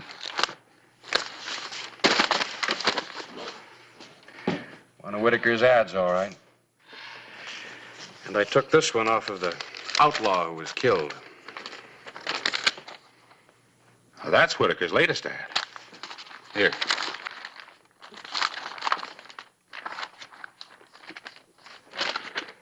There it is. Printed 4 days before Burgess and I were ambushed. You know, Harris, this hold-up gang may be getting information on time, destination, and route of these shipments from a code in these ads. Well, how? John Whitaker writes these ads himself. I know, but Burgess and Whitaker are the only two men outside of the owners of the Argus who had the information on these shipments. And Burgess cleared himself yesterday. Harris, I need your help. I want to go over every one of Whitaker's ads, and if there's a code, we'll break it. All right. Let's start here and work back.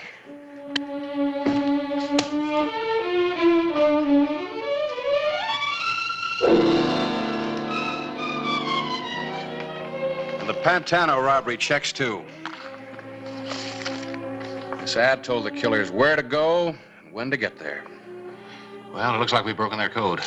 But I wish we had a few more cases to go on so we could be sure. No. More cases mean more killings. I hope that Whitaker's next move is to send the bullion by way of Fairbanks again. A repeat shipment would give us the final check on the code that we need. Yeah. Are you going to ride shotgun? You just let me know the minute that Whitaker brings in the next ad. I'll ride shotgun, all right. Maybe to Fairbanks or maybe someplace else.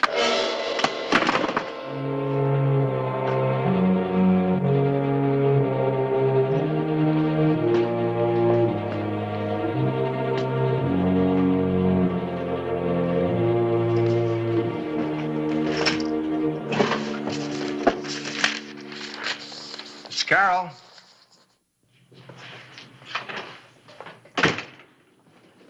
You Calling me, sir? Yes. I want you to take this ad to the epitaph for tomorrow's newspaper. And then, if you don't mind, stop in and see the sheriff and ask him to come see me at his convenience. Yes, sir.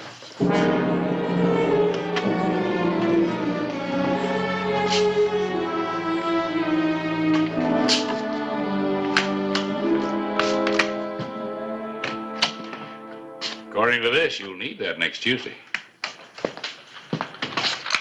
Whitaker's ad? Yep. Have you talked to him yet? No, I sent Quint instead. Needs 6 drillers at once. Now, drillers, that's the code word for Fairbanks, and 6 is the desert trail.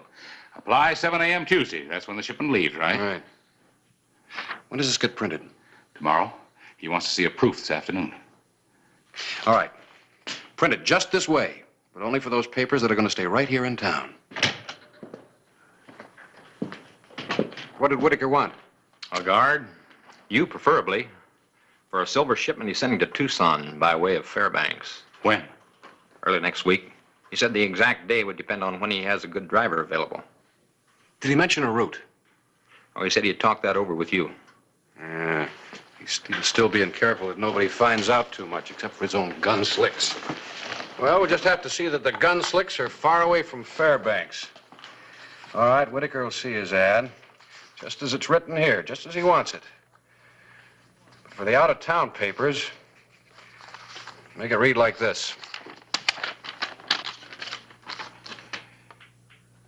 Change 6 drillers to 8 hard rock miners and make the departure time 4 hours later. That's right. I want to give those outlaws plenty of time to locate a good ambush spot on the canyon trail to Tanque Verde.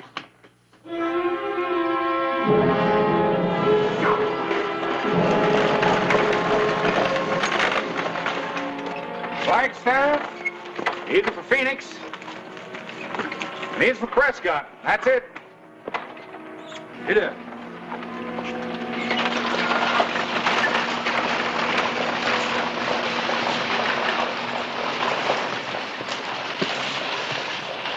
There they go, Clay. Those copies have Whitaker's ad with the changes you made.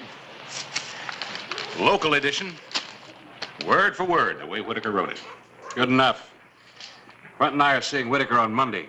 We got a story cooked up that'll keep him happy until Tuesday.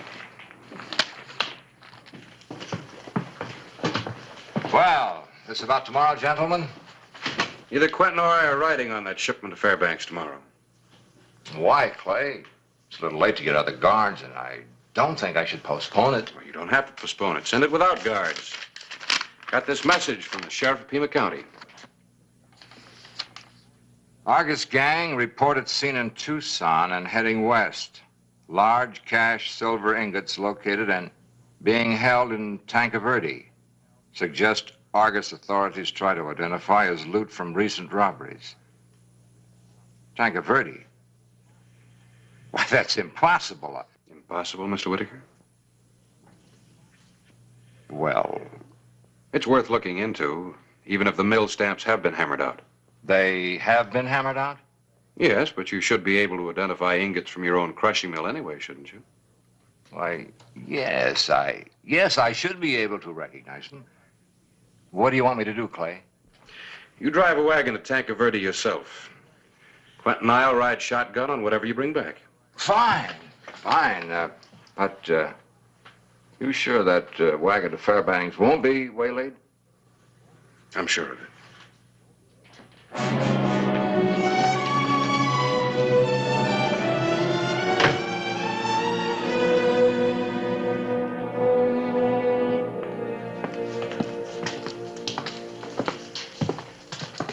Looks like we got us an alert shotgun rider today. Well, you know how these kids are. Stay up all night and still expect to do a good job in the morning. Well, are we ready to go? Now, why don't you grab yourself a couple of winks so you'll do us some good on the way back with the silver? Oh, I could sure use it.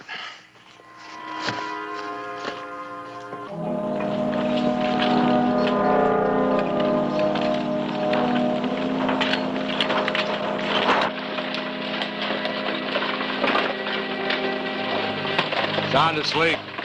I guess we really don't need even an empty wagon. Nope.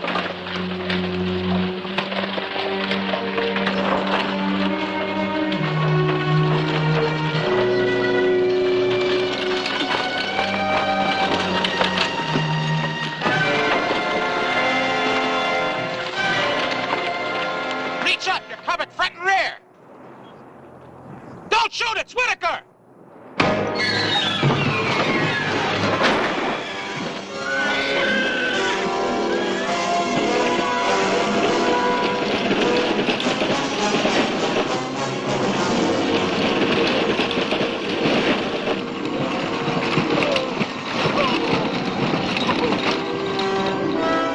Quint. Hold him.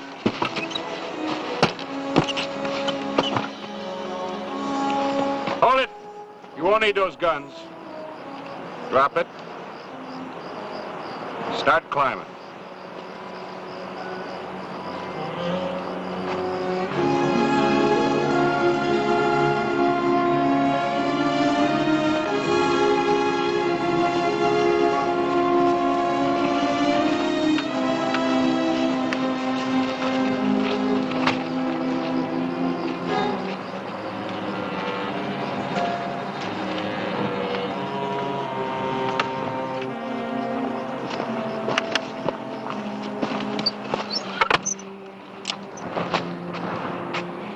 Real nice shooting back there, Quint.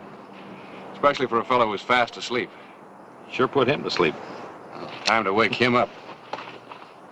Come on, Whitaker, get up. Can't lie there all day.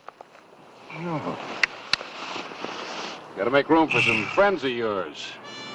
You won't have any trouble identifying. Come on, get up in there.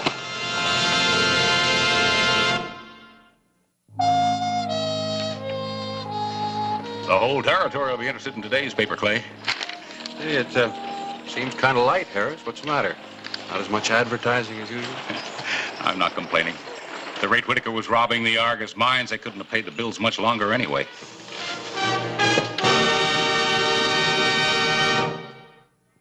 Whistle me up a memory, whistle me back where I wanna be. Whistle a tune that'll carry me to Tombstone territory. If your past has run afoul of the law, it's a handy place to be. 'Cause your future's just as good as your draw in Tombstone territory. Whistle me up a memory, whistle me back where I wanna be, to Tombstone territory.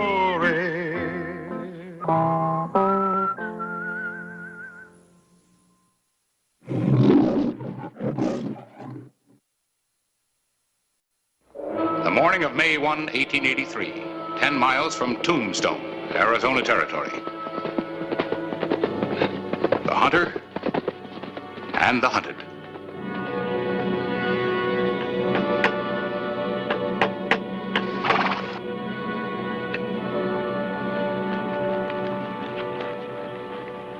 Sign there says Jeb Collins Ranch. That's you? Sign says keep out. Who shot you? Nobody. I was cleaning my gun and it went off. Yeah, I'll bet. What do you want? Water for me and my horse.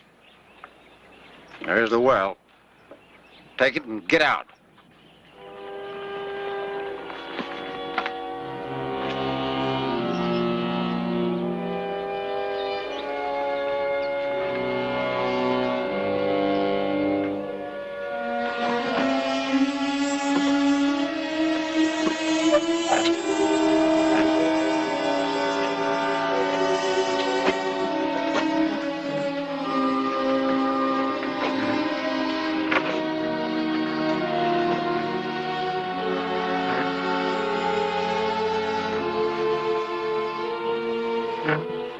What if you mind giving me a hand?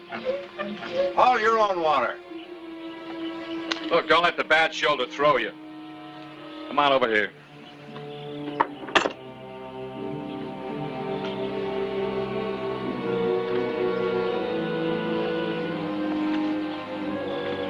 And now start hauling.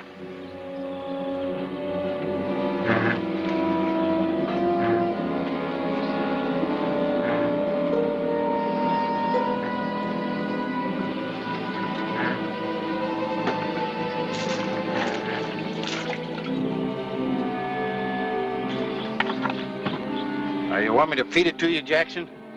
Oh, yeah, I know who you are. But you know what? You don't scare me. Not a bit. Unbuckle your gun belt.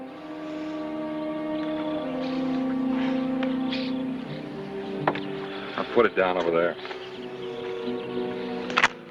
Now take that water over the horse.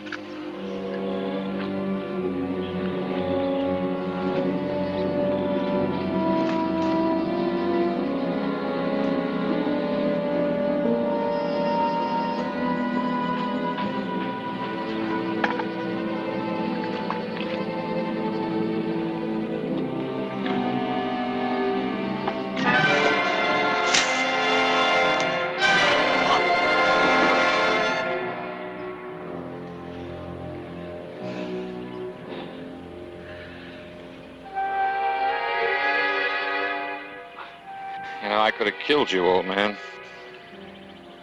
I guess I owe you something for the water.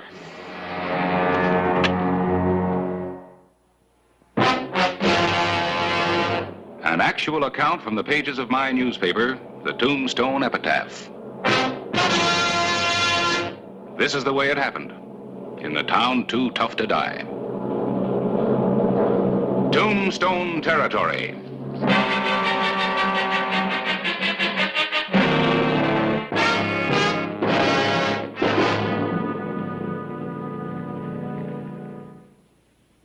May 1, 1883. Morning. A way station south of Tombstone, Arizona Territory.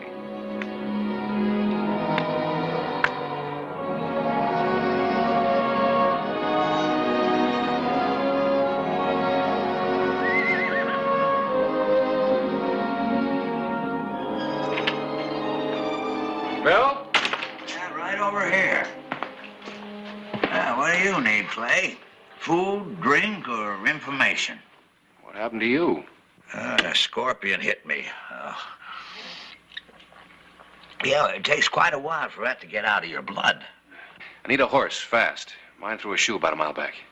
Well, take that bay with a star on it, hitched up to the corral. You traveling far? Toward the border.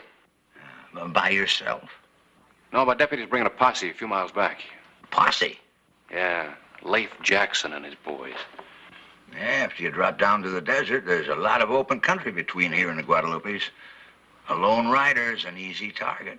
So was that bank teller in Tombstone. What happened to him? He's dead. Dead? Well, Jackson's tricky. Real tricky. He's not against shooting a man in the back. That's what you call tricky. You tell the posse. I'll tell him. A real big scorpion.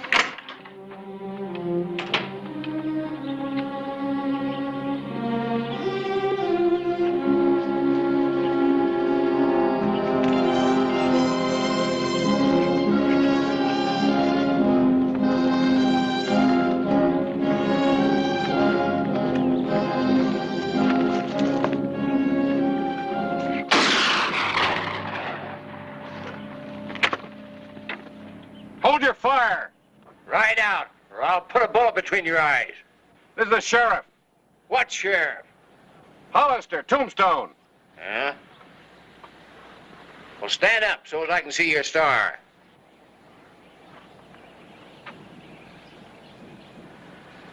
Come on.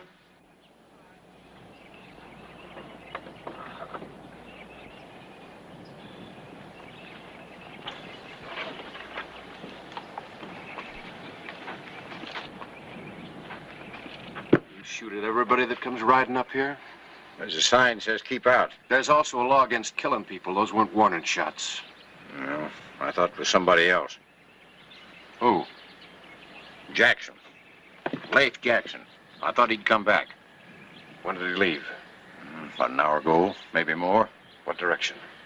I don't know. He clobbered me before taking off. But you'll catch him. Well, what makes you so sure? He's wounded. Bad. His right shoulder's all shot up. All right. There should be a posse in here pretty quick. You tell them to follow me, but take it easy with the gunplay, huh? You got any objections if I water my horse and fill my canteen? He might be headed for the desert. No objections.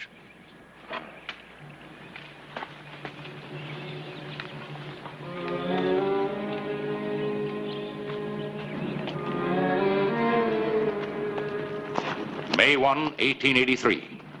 Sheriff Clay Hollister rode into the forbidding desert between Tombstone and Mexico in pursuit of Leif Jackson, a notorious killer.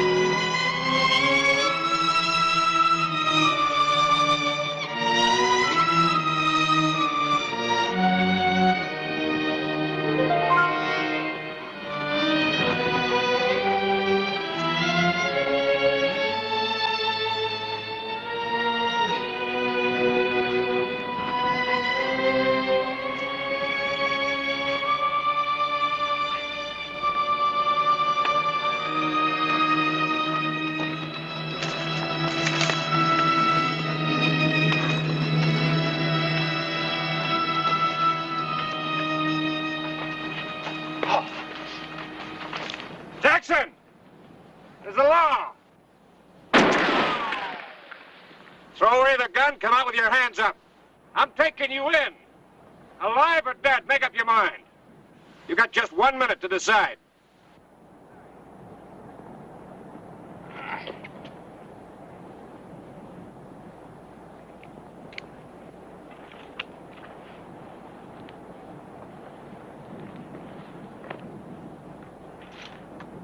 "30 seconds.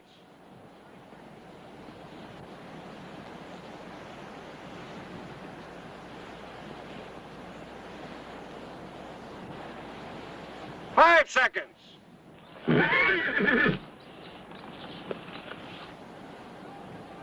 All right, hold your fire, Sheriff. I'm coming out. Throw away the gun.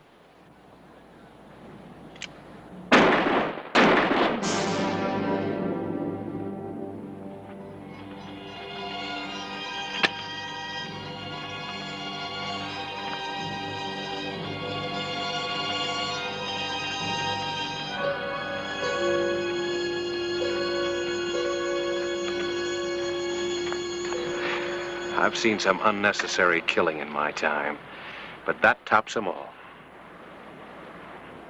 Well, I'm sorry, Sheriff, but I figured it was necessary.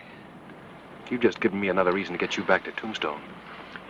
You know, Tombstone's about 20 miles from here, Sheriff. It's an awful long walk.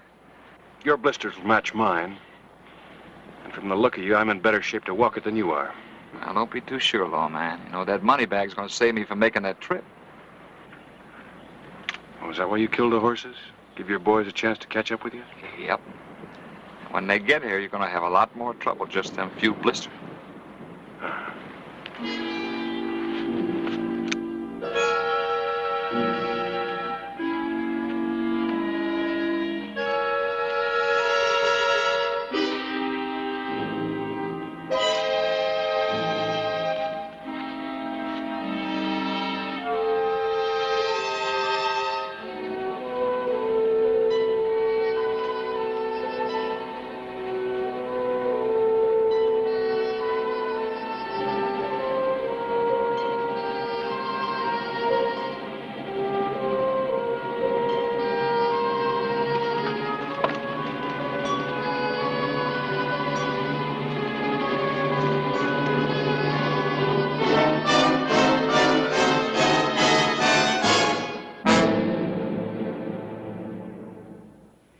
The afternoon of May 1, 1883. Clay Hollister had succeeded in taking Leif Jackson prisoner. but the desert was still his enemy. Take a break. Don't stop on my account. Even the Army gives a man 10 minutes every hour.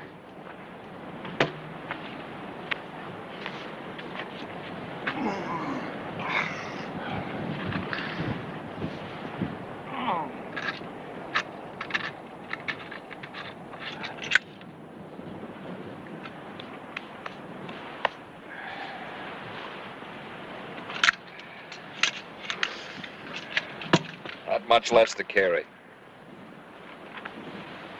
Let's take a look at that shoulder. Leave it alone. Hey, it's bleeding pretty bad. Well, let it bleed. There's lots more where that come from. It should be bandaged. Look, don't do me no favors, Sheriff. I'm not. See, I need you on your feet if I'm going to get back to Tombstone.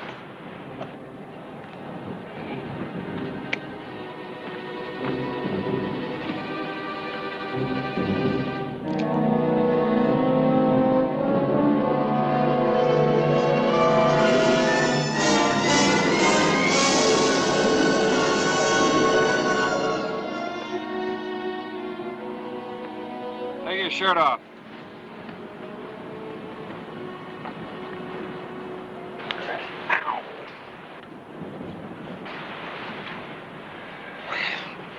Here's one. Easy, easy. Hold it.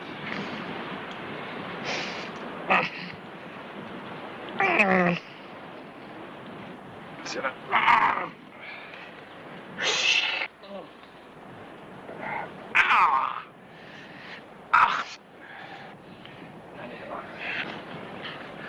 What's the point of all this? I want to keep you healthy when you hang. I'm gonna tell you something you ain't gonna believe, Hollister. I never killed a man in my whole life.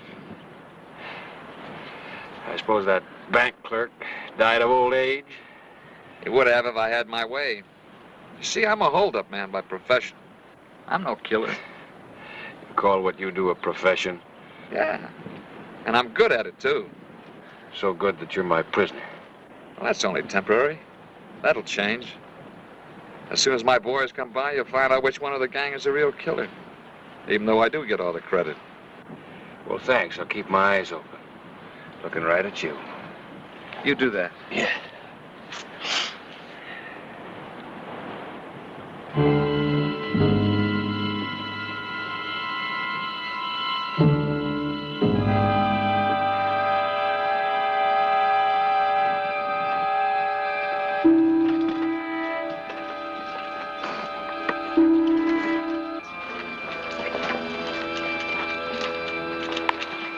Well, I've been expecting you boys.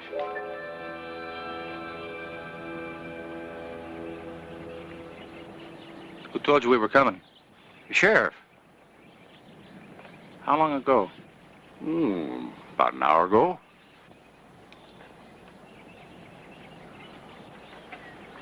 You're a mighty small posse. Who said anything about a posse?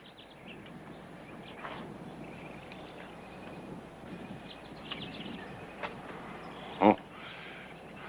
Well.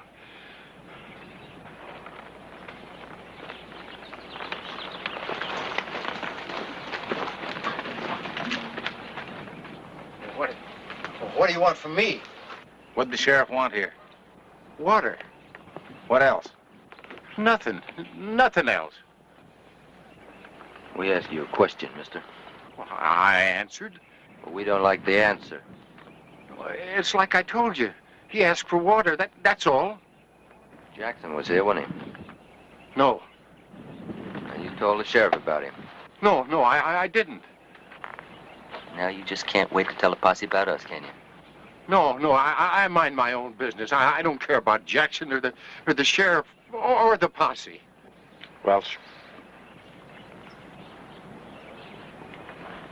no, look, it's like I've been telling you.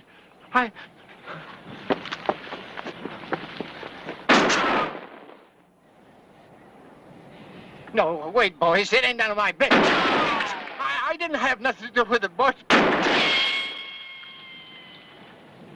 Now, wait. I didn't... Please. Now, wait. Please, please.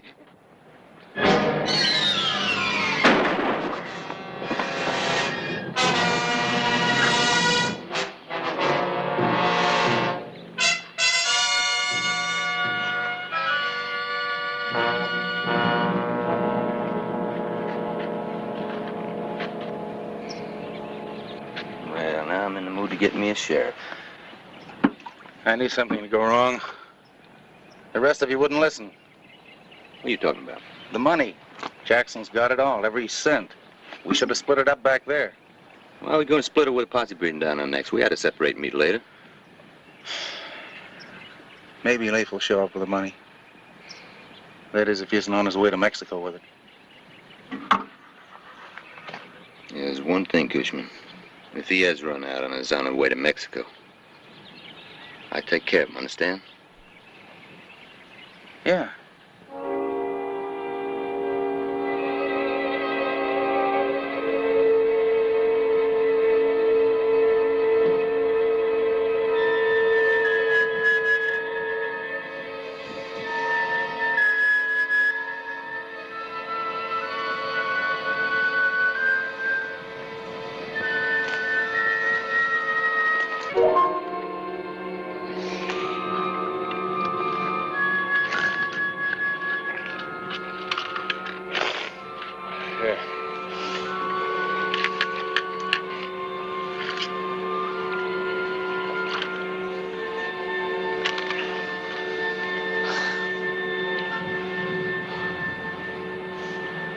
I don't understand you, Hollister. Why? You got the money? You could go off and leave me, and maybe you'll make it back to Tombstone alive. I'll make it back, and you'll be with me. Duty, huh? It really means that much to you, huh? Bring me back. Even if it costs your own life. You think about it on the way in. Not here. Come on.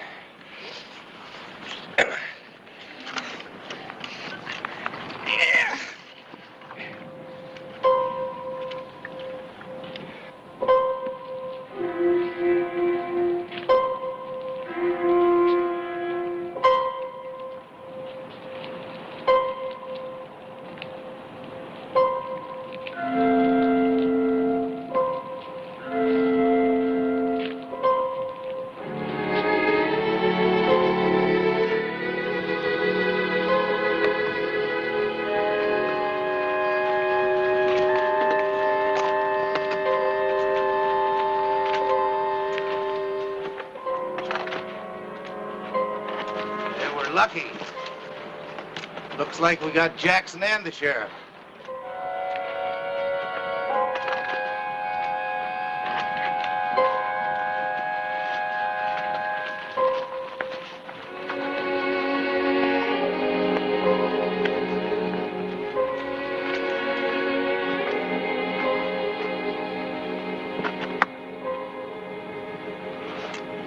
Circle around behind him. We'll cover you from here. All right.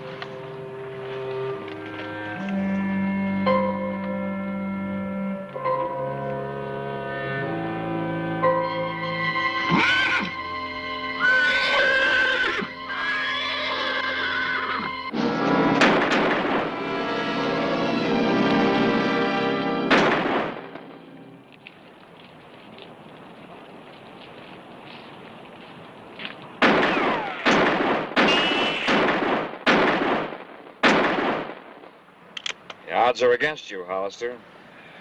Odds are against you from the day that you become a sheriff. They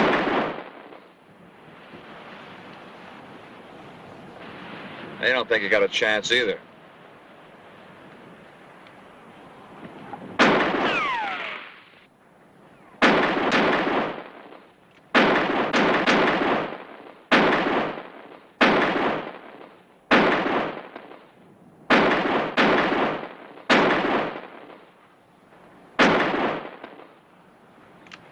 Drop it, Hollister. And your gun belt. Okay, boys.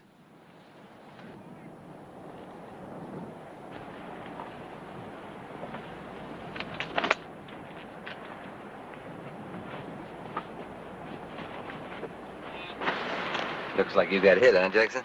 Yeah. Give me a satchel. Come on, toss it over.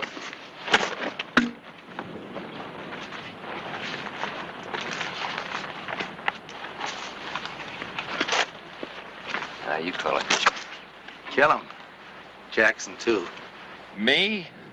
You'd never make it with that bad shoulder.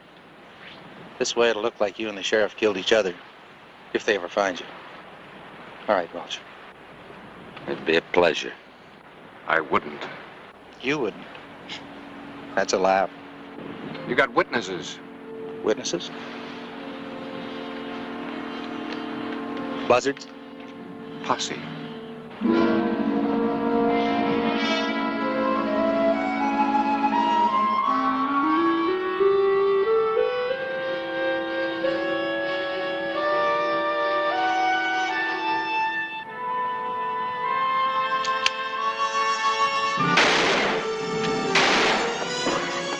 Don't.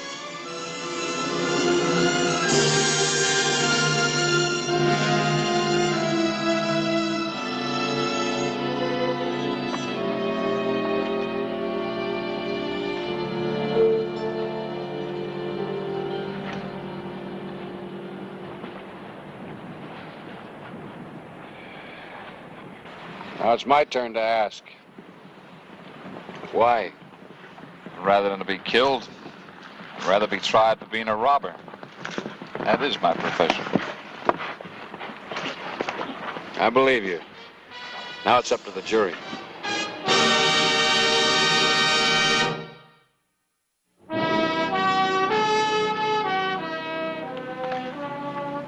Well, it looks like our walking days are over.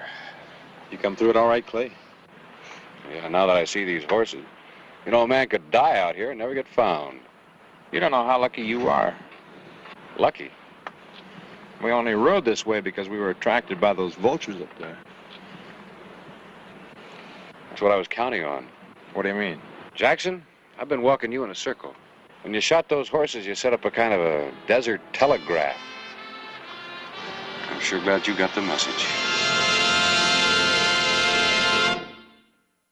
Whistle me up a memory, whistle me back where I wanna be, whistle a tune that'll carry me to Tombstone territory. If your past has run afoul of the law, it's a handy place to be, 'cause your future's just as good as your draw in Tombstone territory. Whistle me up a memory, whistle me back where I wanna be, to Tombstone territory.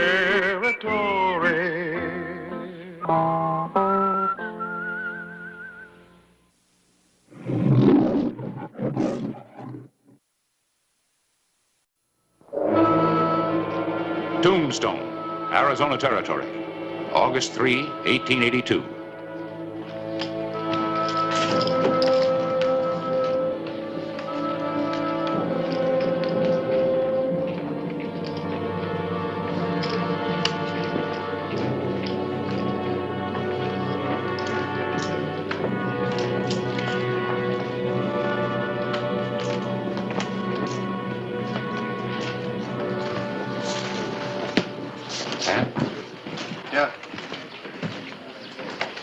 Sam, did you ever hear the name Nate Storm?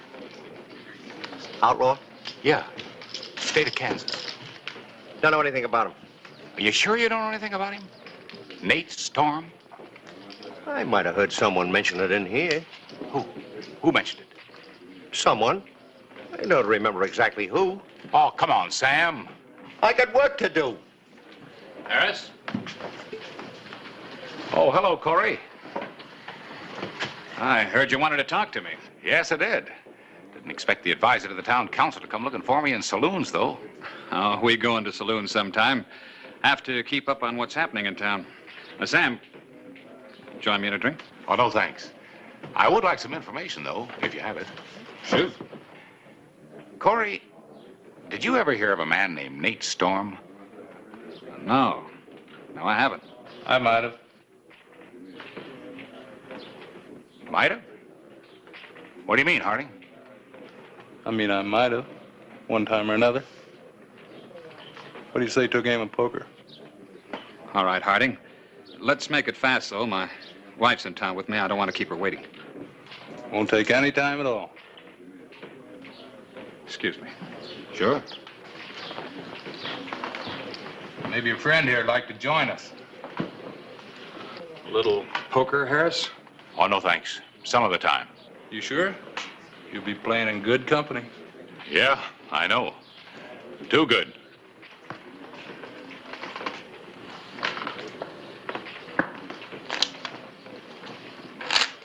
Harding, if there is anything you can tell me about Nate Storm. There isn't. Not now, anyway.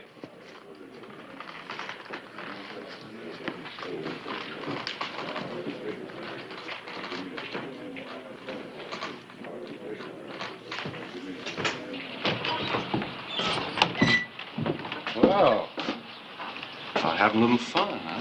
Yeah, lots of it. Maybe you better go back to work. Improve your disposition. Say, how's it coming? Oh, fine. How's what coming? Well, your series of articles, famous bad men of the Old West. Clay, did you ever hear of Nate Storm? Yeah, once. Well, my research leads me to believe he could be living in Tombstone. Under an assumed name, of course. Are you serious? I sure am. I've tracked him this far and no further. Well, if that's true, Harris, then it's my business. Maybe you better tell me what you know about him. All right, I will. After I get my exclusive. Journalism and not the law is going to flush out Mr. Nate Storm. Proving what? Just that it's my story. Look, Harris, I don't care whose story it is. I just want to see your name in your own obituary column. Well, you won't. Who'd write it?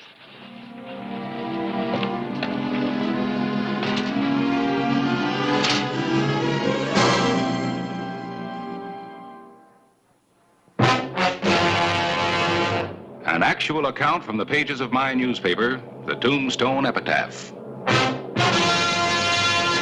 This is the way it happened, in the town too tough to die. Tombstone territory.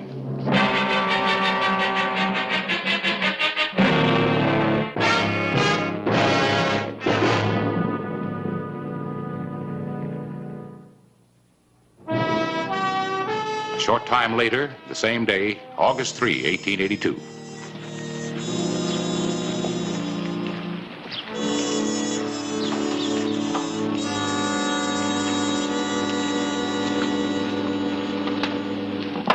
Hi, Carl. All I have is 2 little pair.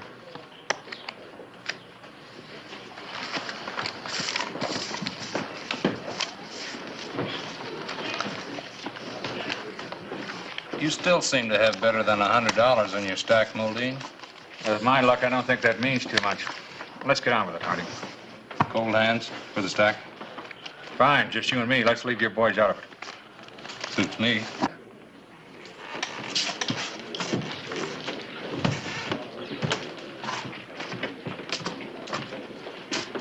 That's an odd combination. Muldean and Harding. It's happened before.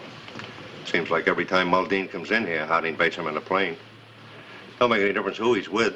Muldean don't seem to be able to say no. And I suppose Muldean always loses, huh? Seems like it. Tell me something, Sam. Would you ever play poker with Long Harding? Not on your life. Say, when Harris Clyburn was in here earlier, who'd he talk to? Harding and Muldean. Asked him about Nate Storm. Did they know anything about it? Seems like Harding did. Well, Jack of Diamonds and his brother. Beats me.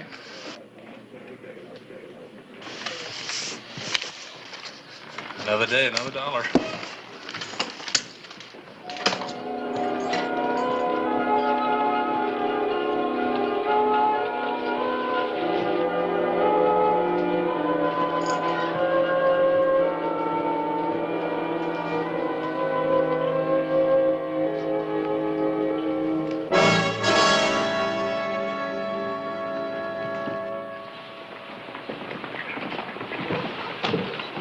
Corey. Hello, Clay. Mind if I walk a few steps with you? Official or social? Social, mostly. Corey, you ever hear of a man by the name of Nate Storm?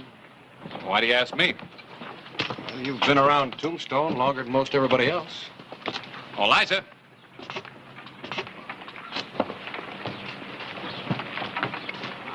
Sorry, I got delayed. I haven't really been waiting long. Just finished my shopping a while ago. Hello, Clay. Miss Muldean? See my man off safely? Corey. Tell me something. Why do you do it? Do what? Play poker against Long Harding? Understand it's happened before. Well, my only vice, I guess. The way some people like to step up with a gun against Jesse James, I like to step up against a professional gambler. You haven't answered my question. Which question? If you ever knew or heard of a man by the name of Nate Storm. Rings some kind of a bell, but that's all. I might have read it in the epitaph. I'll see you later, Clay.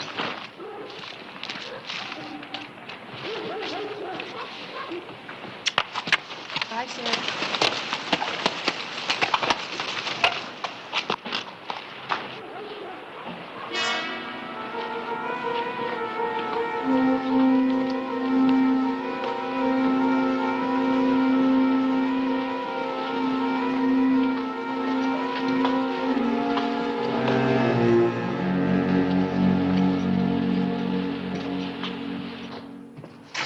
Harris? Just how much do you know about this Nate Storm? You read the epitaph, Clay. Just keep on reading, and eventually you'll find out. Oh, no, I'm not as interested in what's going to happen eventually as I am in what you know right now. Right now, there's nothing I can tell you. Well, maybe as a good citizen like the kind you write about in your editorials, you'd like to let the law in on what you have so far? All right. Why not? Oh, there's not very much, is there? Kansas area mostly, wanted for a killing. I told you there wasn't much. Well, you don't even have a description. Age, height, nothing. How do you expect to find him? I expect to send this telegram and find out. And now, since I seem to be your only source of information, why don't you get out of here and let me get back to work? You don't need an exclusive story. You need a long, long vacation.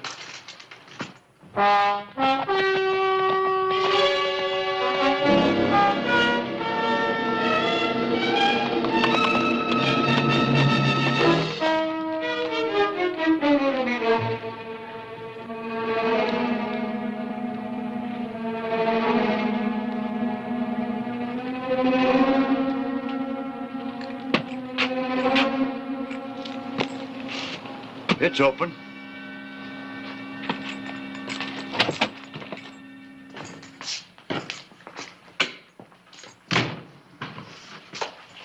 Real hard-working spread you got here.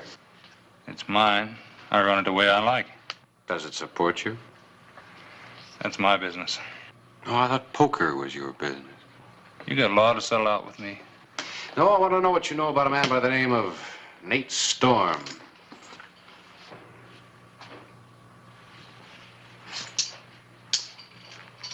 Can't say I ever heard the name. You heard it. I understand it was mentioned to you earlier at the Oriental Saloon. Oh. Oh, that's why it did sound kind of familiar.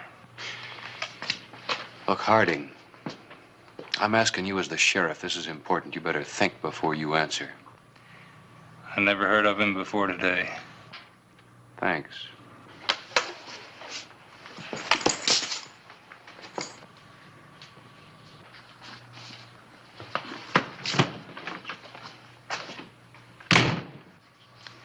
I don't mind that editor nosing around.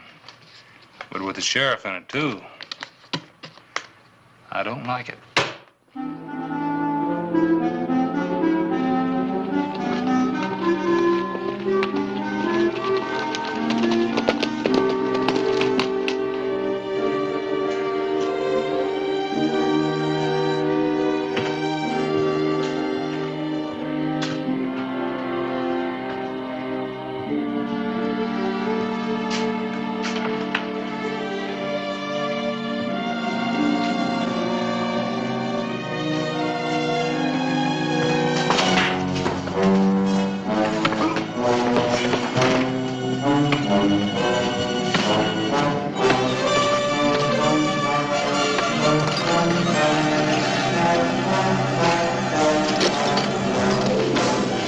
What's going on there? Clay!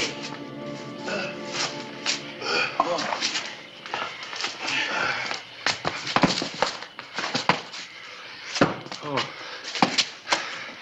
Yes. I sure want to. You better watch out. Your name doesn't appear in the obituaries. Would you? My guns. Would you mind getting them?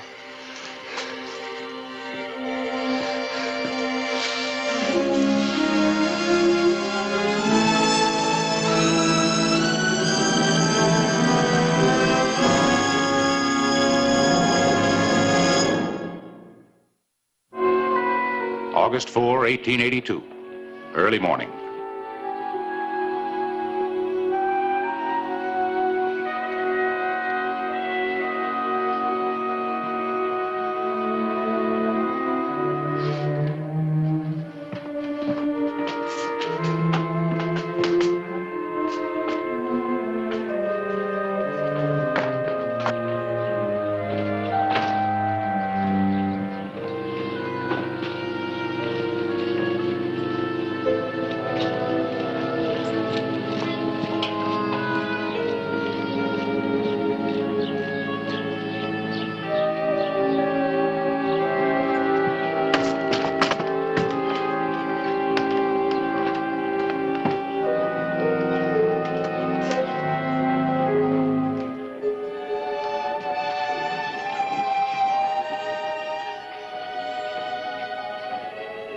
Morning, Clay. What happened to you? Lose something? No.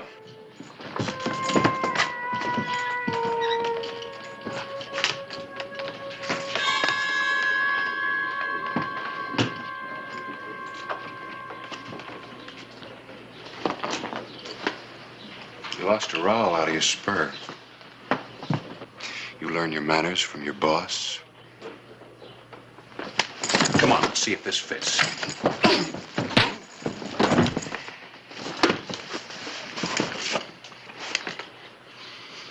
Yeah, Gaxton, fits just fine. Let's go. And I'll talk to you later.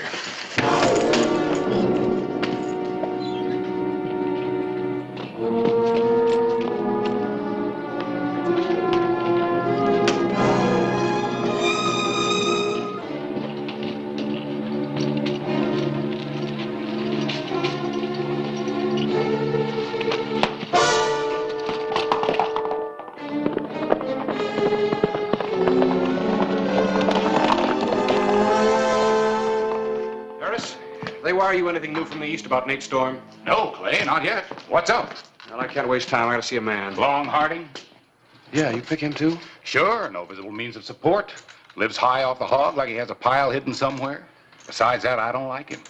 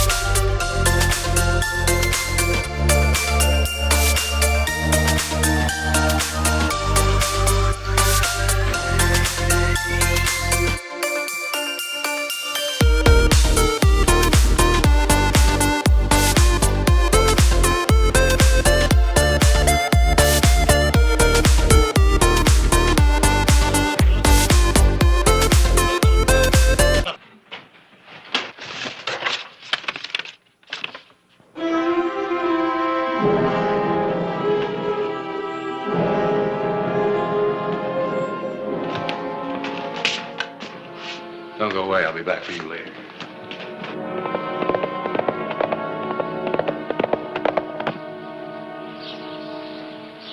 No, Harding. You were paid a year ago. You've taken enough extra money from me and my friends in your poker games. Now, where does it stop? Right here, with the 10,000. Now open the safe. No, Harding. No? We made a deal and I paid you. Your poker games have kept me broke. If I empty my safe for you, I can't pay my hands this month. This is it. The last and final. It'll save you money in the end. And I suppose after you blow this, you'll never come back for more. How'd you like the people of Tombstone to find out they got Nate Storm for advisor to the town council? I'll finally tell them if you force me. And what'll you tell your wife when a marshal comes riding down from Kansas and takes you riding back with him?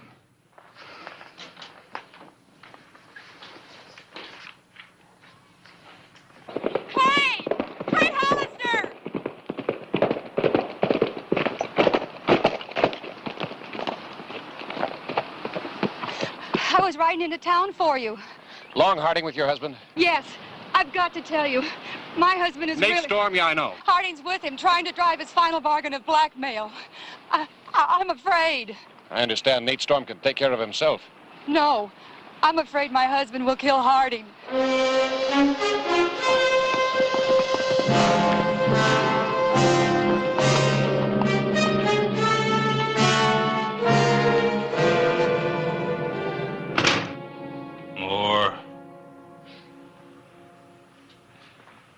What do you want? The silver out of my teeth? There's no better than 8,000 on the table. You bled me for almost a year now.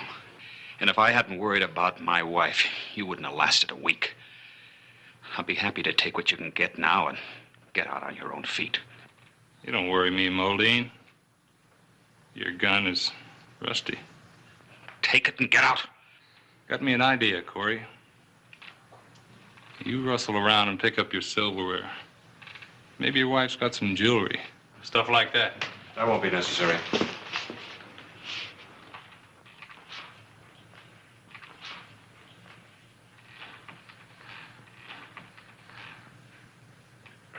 That's a funny thing, Moldine. All of a sudden, we're on the same side. And that makes it 2-1, Hollister. You see, you can buy me off, Moldine, with your blackmail. The sheriff's more dangerous to you.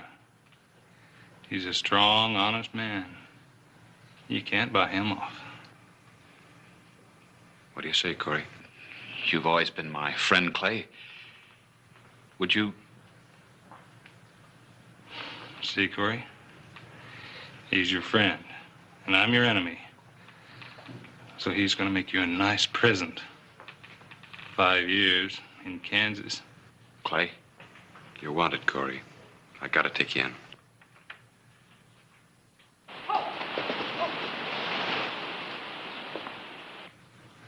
I know he's fast, Corey, but it's 2 against 1.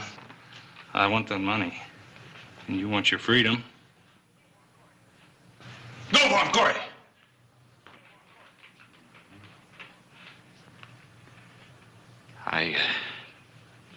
I swore I'd never shoot a man again. Not even in self-defense. Certainly, Clay, not you.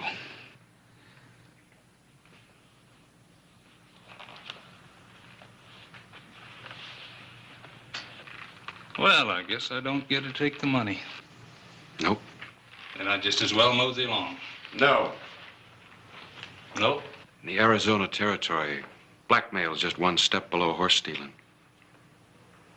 Now, I want to take you. Which way'll it be? Easy way?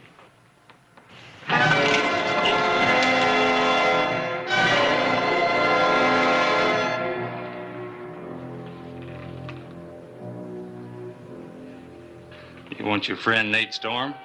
Sure. You can have him. Either way.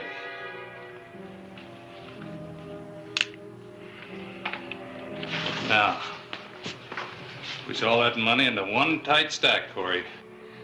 Now. No. No, Cowboy! Give me the money!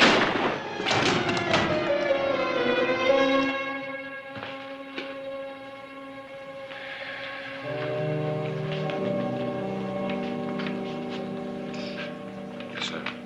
scream is still quite a weapon. I'm ready, Clay.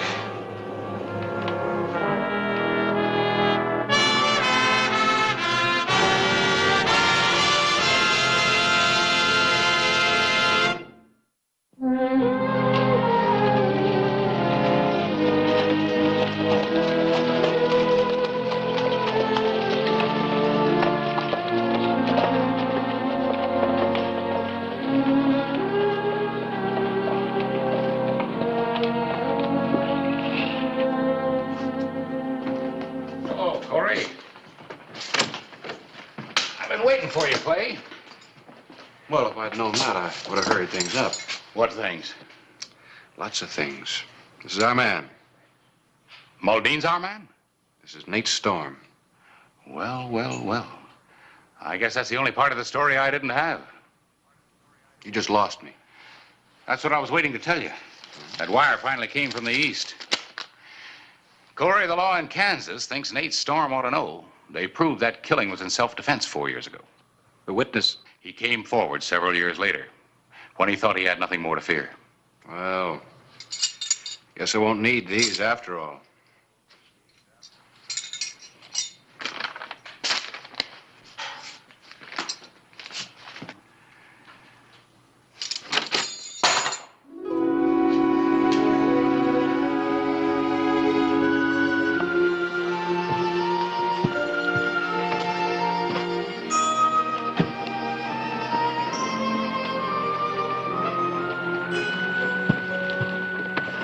Makes you feel good, doesn't it? What, getting an exclusive story? Well, getting one with a happy ending. Yeah, that is kind of unusual for Tombstone.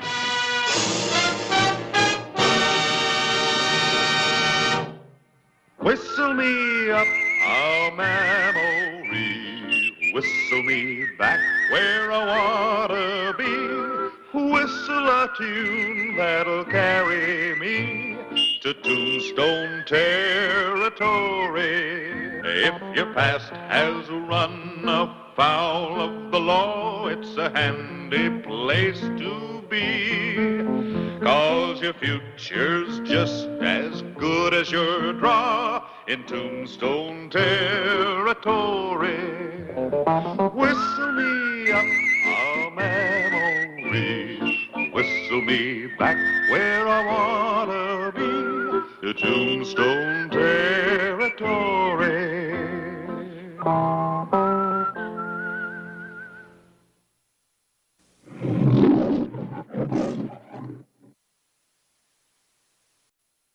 Outside Tombstone, Arizona Territory, June 8, 1883, early morning.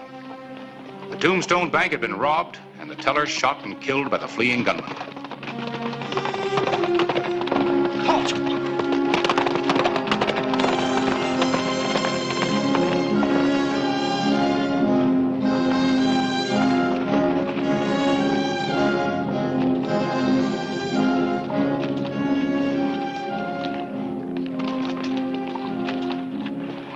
Cut off somewhere. We'd have seen them. They're out there somewhere in that rubble hiding, watching us. They can't stay there. I don't know. Past year, I've followed one after another of them just this far, and then they disappear. Somebody hiding them? Yeah, that's my guess. Let's try to draw them out, pull back, make them think they lost us.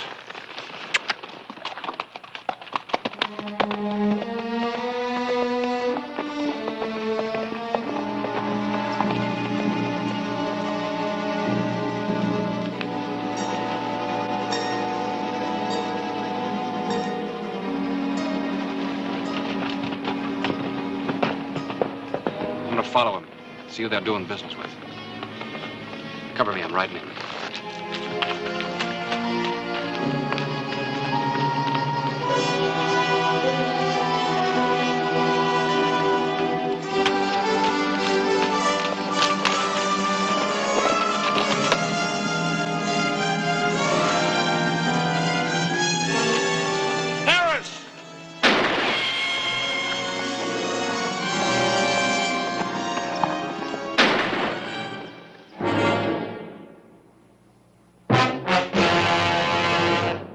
factual account from the pages of my newspaper, the Tombstone Epitaph. This is the way it happened in the town too tough to die. Tombstone territory.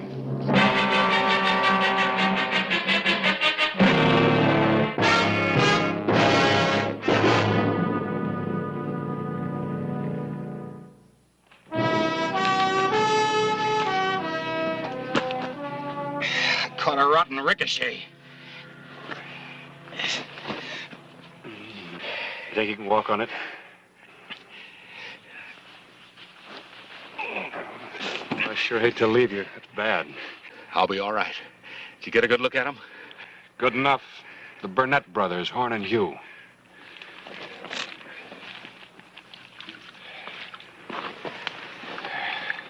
I'll get a wagon. Be back for you before dark.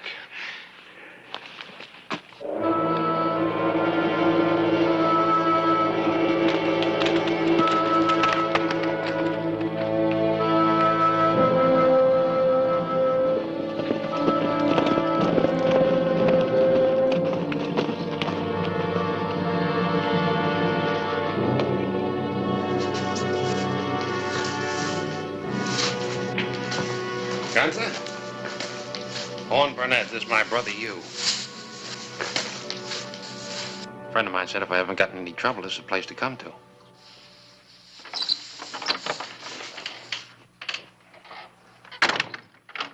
This is,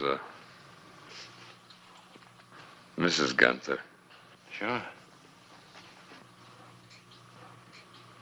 Dinner will be ready in 10 minutes. Give me your guns. You think I'm stupid?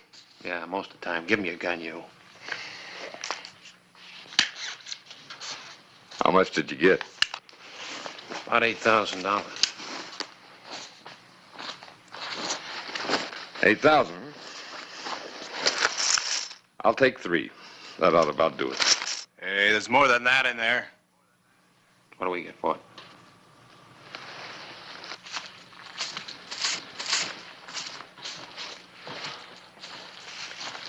You get fed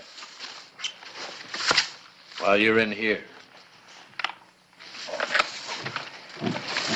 As soon as the sheriff gives up, I give you the high sign and have horses cashed for you on your way to Mexico. What about some of that grub you just got paid for? As soon as I get your horses mixed in with mine in the corral.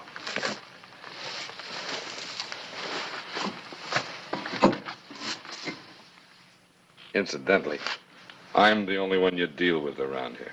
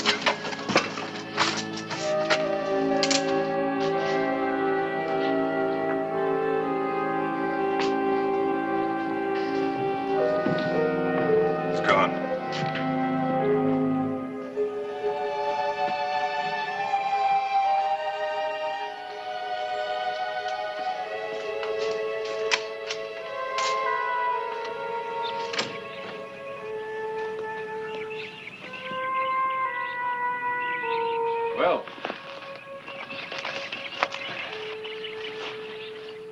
You had some trouble? What do you mean, trouble? Well, somebody's ridden these horses awful hard. Well, that's Mrs. Me. I haven't had time to rub them out yet. She rides like a man, that woman of mine. Miss Gunther? Boy, aren't women wonderful? If it had been me, I'd have come in looking worse than the horses. I was just telling Clay about how hard you ride my horses. Yes, as soon as we got in, I freshened up. Left poor Will here to do all the work. Well, I was worried when I saw the horses that you might have had a brush with the Burnetts. Who? The Burnett brothers. They robbed the bank at Tombstone, killed the teller. Caught them? Almost. So then they shot Harris Clyburn in the leg. The bullet might have hit the bone.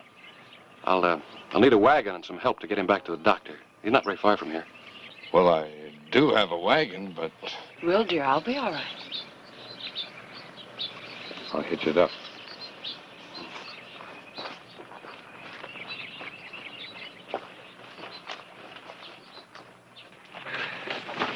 Easy.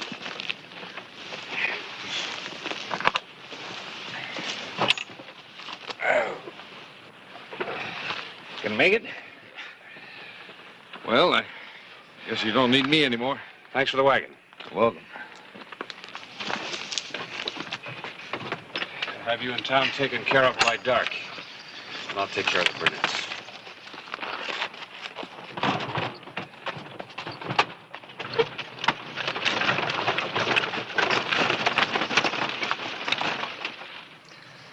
As I remember it, you got everything for a man with a sweet tooth. Is that why you left Tucson without saying goodbye? Doesn't appear like you've been pining much, Mrs. Gunther, ma'am. All right, Hugh. I never expected to see you again. So you, up and got married, huh? Even found yourself a husband and started a little business. Yeah, this'll keep you warm.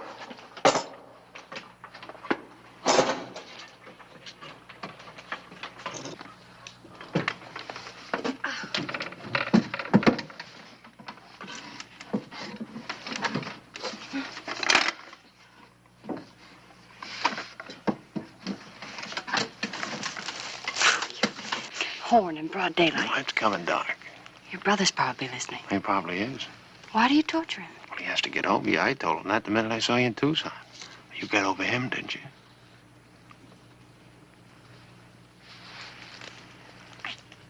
You made me forget him. And everyone else. Maybe that's why I ran without saying goodbye. I know now you don't want marriage, and neither do I. Not with Will. So what do we got?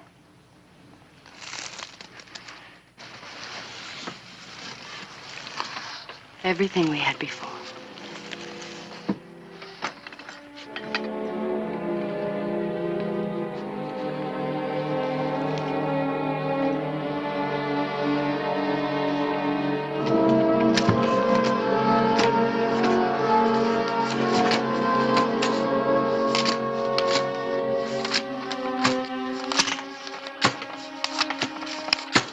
What's that about?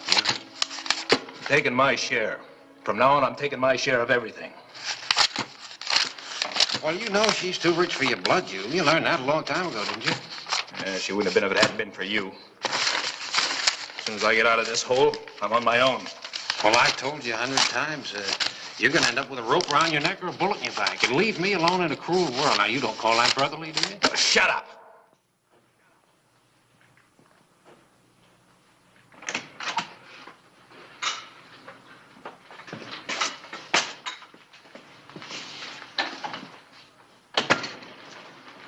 Well, let's get out of here. What'll you do with the Burnett's? We'll send them on their way. What about the sheriff? For all you know, he seems to be still hunting for them. But I told you as soon as we had enough money, we'd get out of here. Well, we have enough money. Paris first, huh? You go. I'll stay with the Burnett's. I knew it. Now, which one? You don't seem to understand what I mean, do you? You throw them to the law, and the rest won't let you live to see Paris.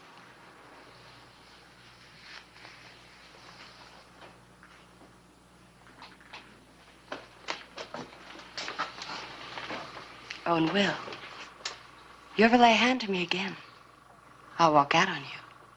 You want to hold on to me. You treat me like a lady.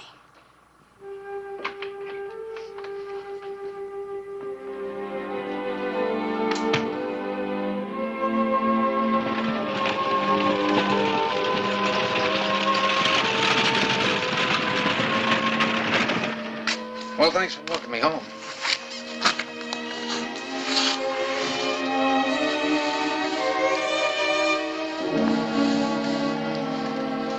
You do still love me. Yeah, sure.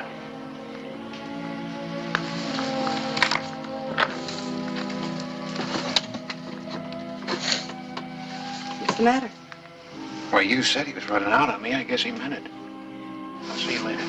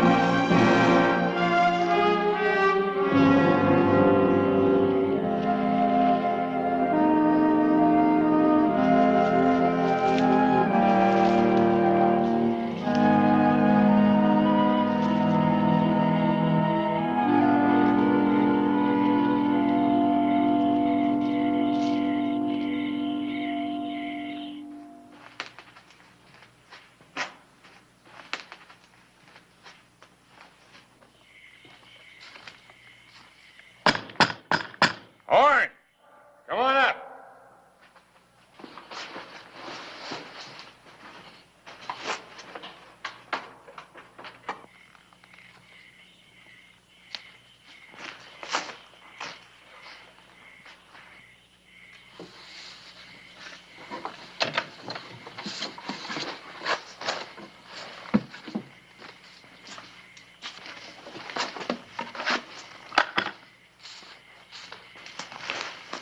Time to go? That's right, it is.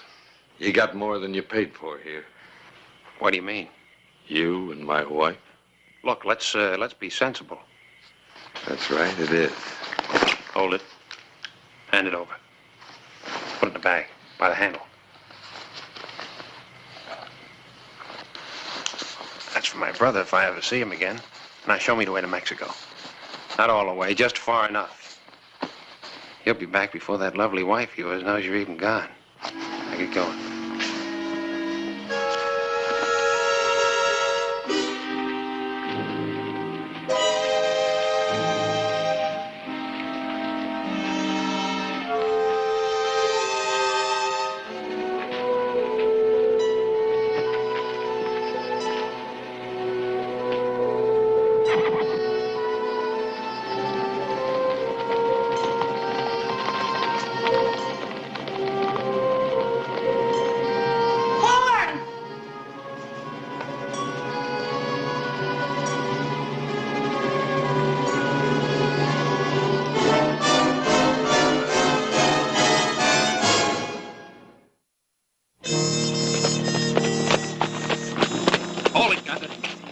Relief forces catched out ahead, Harvey?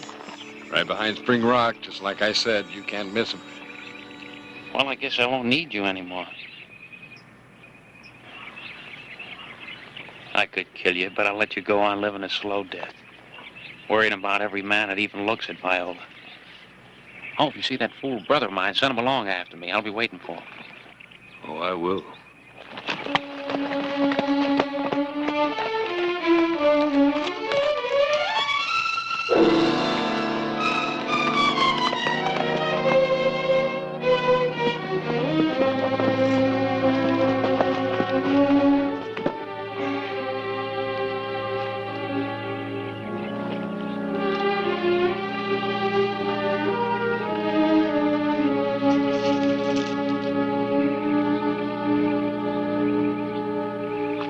That yours? Yeah. Glad you're here, Clay. How'd it happen? Well, I heard a ruckus out here last night. I came out, and this fella jumped me. He's one of the Burnetts, you know. The outlaws? That's right. Well, maybe I won't have to stand trial for this. He might even get a medal, if that's the way it happened. Was the other brother here, too?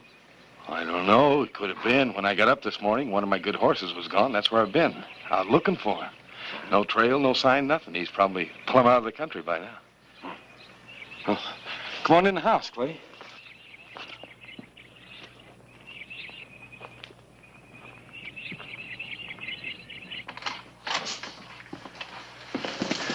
Viola?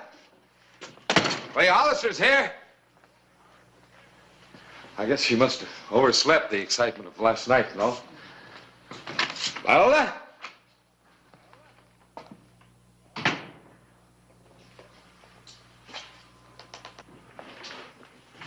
Viola?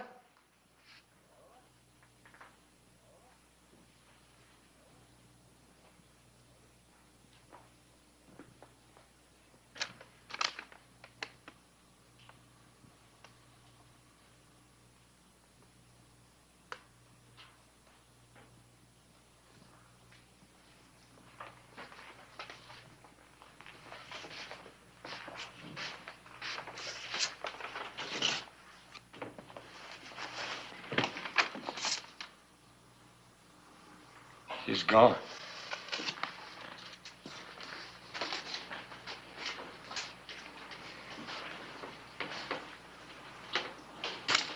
She's gone. Yeah. With Horn, Burnett. Looks like you killed the wrong man. That's right. But I'm going to kill the right one. No, Will, you're under arrest. Just don't try to stop me, Clay. Put away the rifle, Will.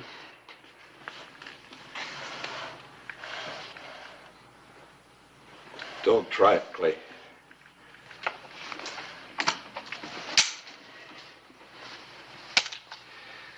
I unloaded it.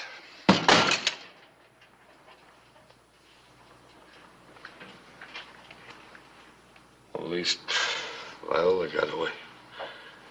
Yeah. Yeah, with another man.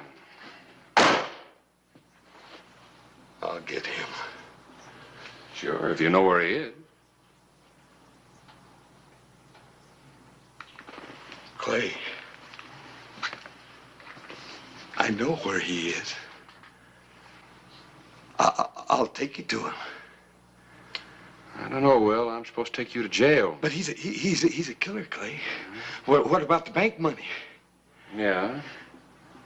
My wife's with him. All right, Will.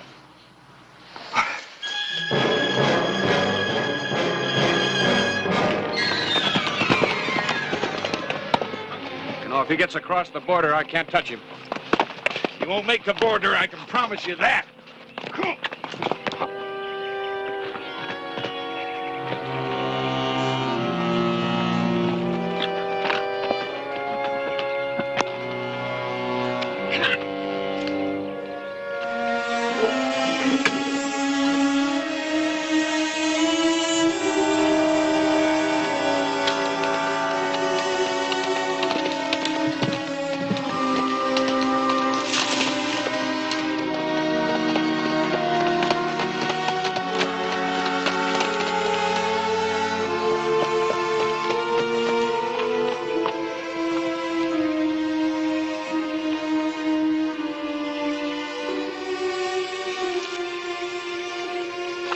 Horn?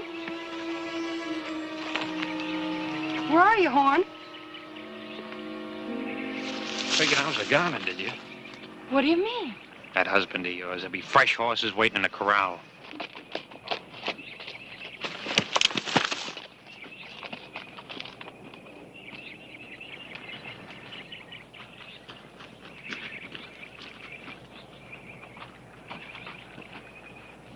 Will.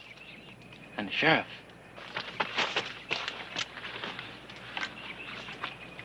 I guess we're ones that's both dead. Let me kill him. Stay right here where I can see you. You make one move for those horses, I'll shoot you as quick as he would.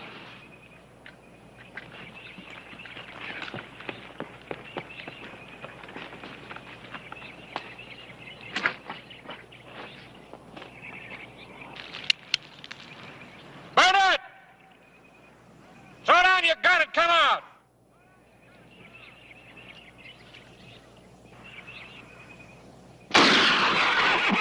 Next time I'll shoot for keeps.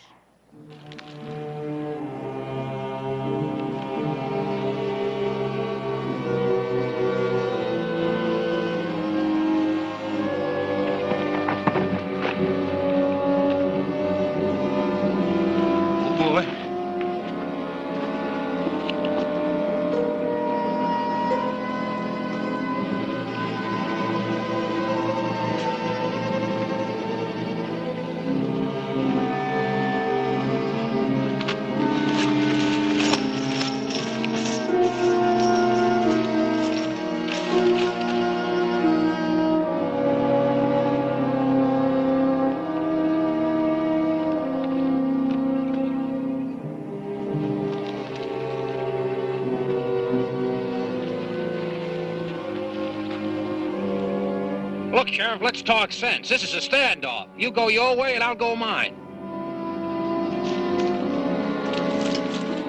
All right, you'll show yourself before I do.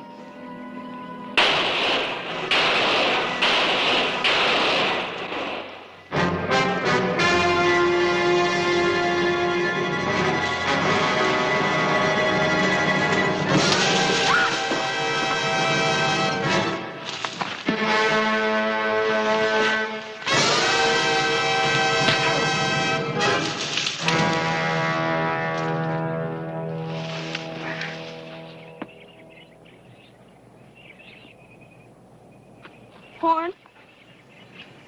Horn! Drop the gun, Will. Move aside, Viola. You won't move. Don't do it.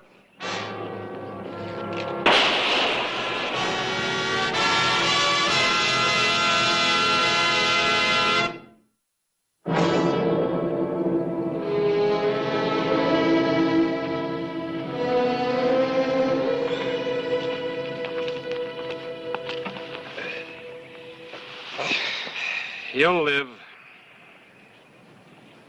Yeah. I'm afraid I will.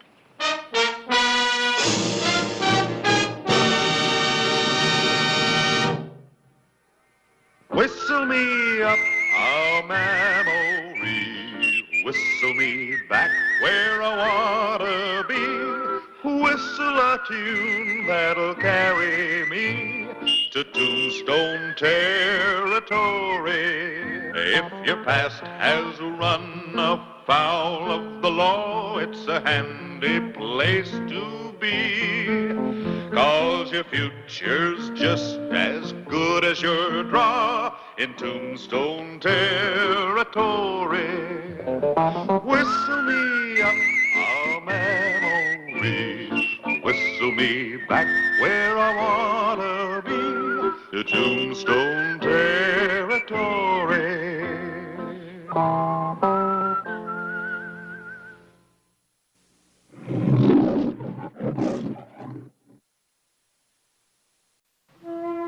Tombstone, Arizona Territory, April 9, 1888.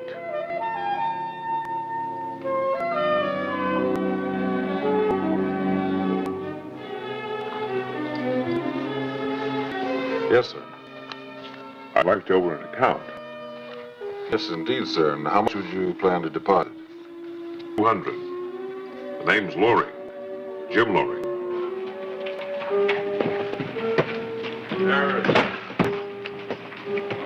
Hello, Clay. Man, you look pushed. How'd it go? It was 7 days in the saddle ever ago.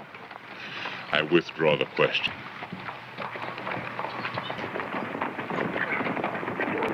Haggard. His name's Loring. Been in town close to a week. Cattle buyer, I think. No. He's Bert Taggart. At least that's the name he used the last time he was tried.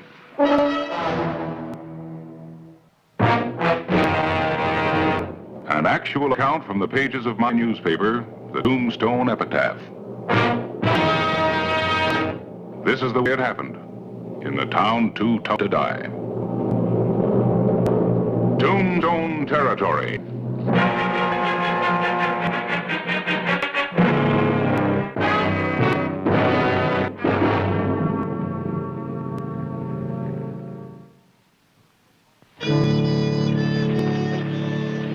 Sheriff Clay Hollister had good reason to be uneasy. The notorious Bert Taggart was in Tombstone. After making a careful check of his activities since he had arrived, Hollister confronted him. Hold it.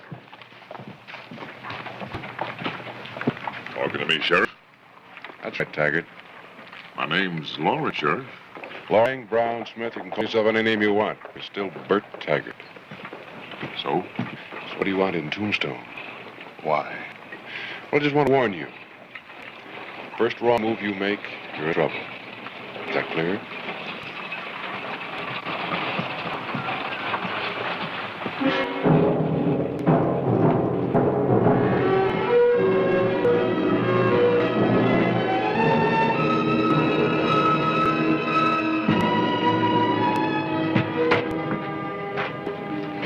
Cool customer. Yeah. Just found out something about him. He opened an account at the bank. A small account. Taking coals to Newcastle. Uh-huh. Withdrawals more in his line. Doesn't prove anything, though, does it? Nothing I can put him in jail for. Taggart's no run-of-the-mill gun hand, no petty thief.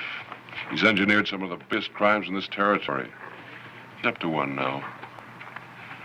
And smart enough not to get caught. So far.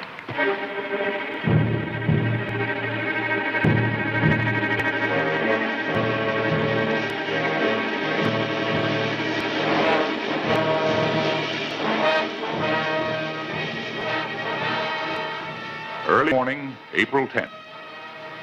Sheriff Clay Hollister continued to keep a careful check on Bert Taggart's activities. Going somewhere, Taggart? What's it look like? What's your hurry?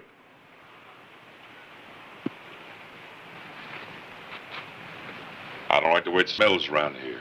Not good enough for you? It's in the saddlebags. 10th hour, don't play with it unless you want to get yourself in a lot of trouble. The saddlebags, Taggart. Open them up. Why, you two-bit.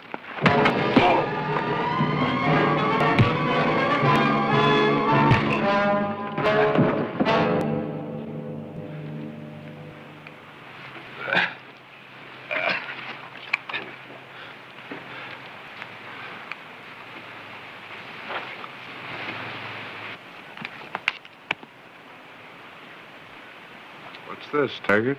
What does it look like? Looks like you're under arrest. Under what charge? Illegal possession of explosives, assault on a peace officer. Let's go.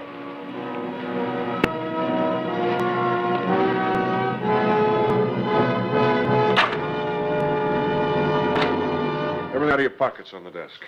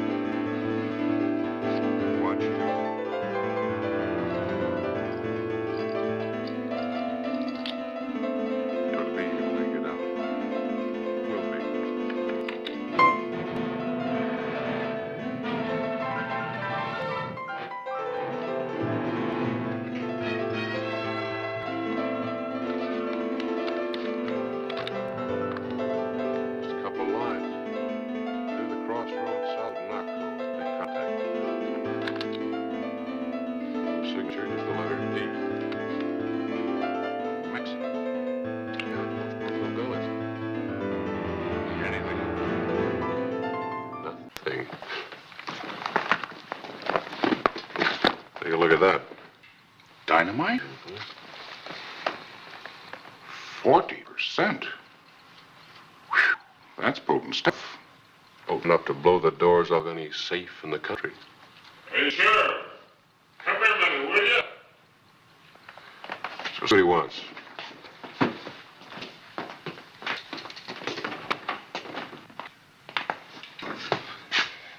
I'm listening. Suppose you read that letter. It's from Juan Diego. Diego? The Tiger of Sonora. I've heard of him. Let's put our cards on the table, Hollister. Maybe we make a deal.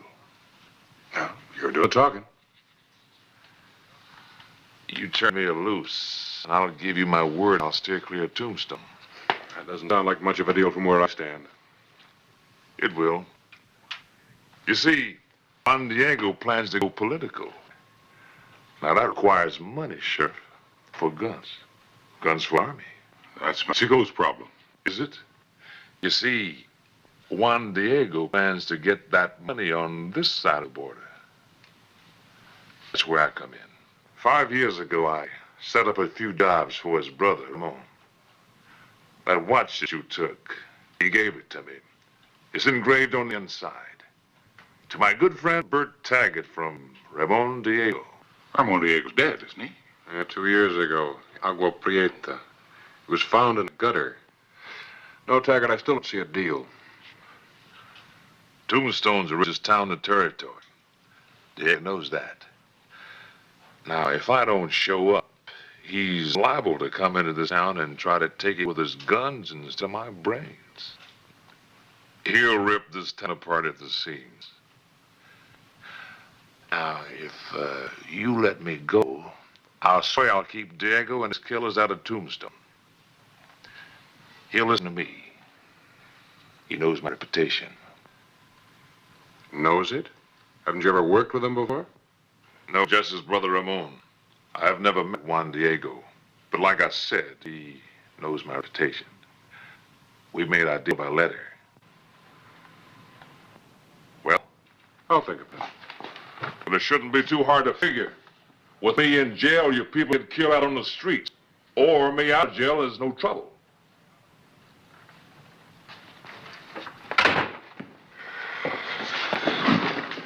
Well, he's got a point, Clay. There's one big flaw in his argument, Harris. If it isn't Tombstone, be some other town. Besides, he'll never keep his word. Taggart never met Juan Diego, huh? Well, that's what he said. With Taggart's papers, this letter, his watch, I could pass myself off Aztec now, right? I mean, we're the same age, height. That's loco, Clay. It's like sticking your head in a lion's Well, sure, mouth. it's a risk, but if it pays off, it's worth it, isn't it? And if you lose? Diego loses with me. There won't be any towns pictured.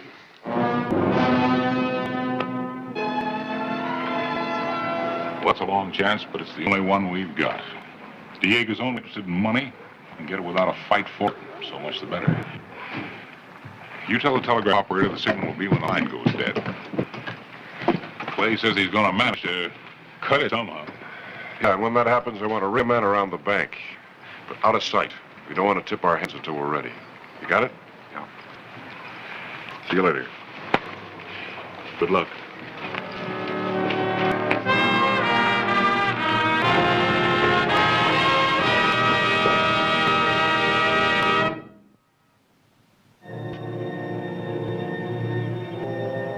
Clay Hollister had assumed Bert Taggart's identity.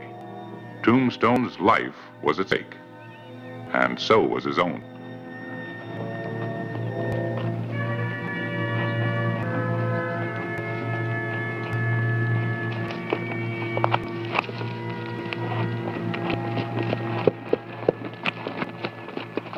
Your name? Taggart? Get on yours. General Diego will be glad to see you. General?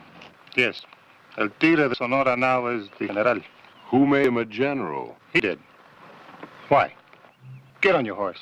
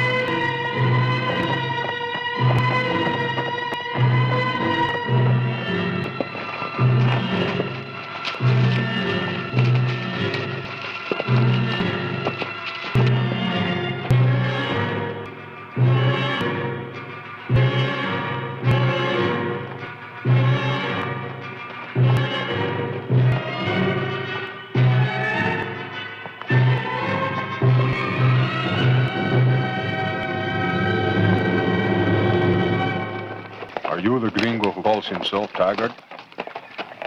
When your brother, Ramon, gave me this, he called me compañero, not gringo. Ramon is dead. Speak no more of him.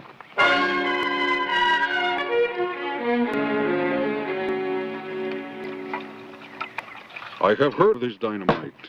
It is said that one little stick is more powerful than a cask of black powder. That's right, General. Use probably that little bundle of dynamite can do more damage to a safe than a whole wagon load of powder. Teniente. Dime, General. Right, we main camp. Said the men are ready to move at daybreak. Oh, wait a minute, General. You're not planning on taking your whole outfit, are you? Why? Well, that's just asking for trouble. Somebody's bound to spot a whole army on the move. A few men can move faster and less liable to be spotted. There's much truth in what he says, mi General.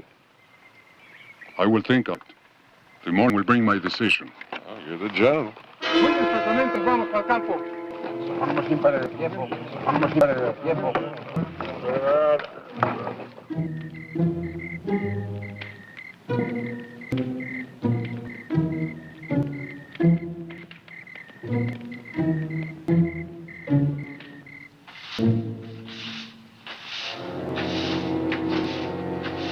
All right, that ought to do.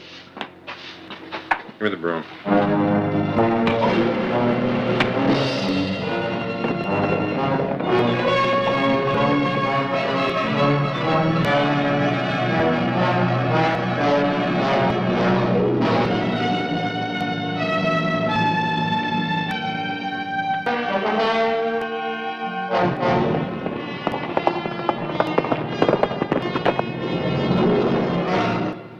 He slugged him while he was cleaning out his cell. And he knows right where to find Diego. Well, he'll get a start. Maybe we can run him down. There isn't a horse in the territory can run down that buckskin he stole. That's for sure. What are we going to do? All we can do is wait. And hope Taggart breaks his neck.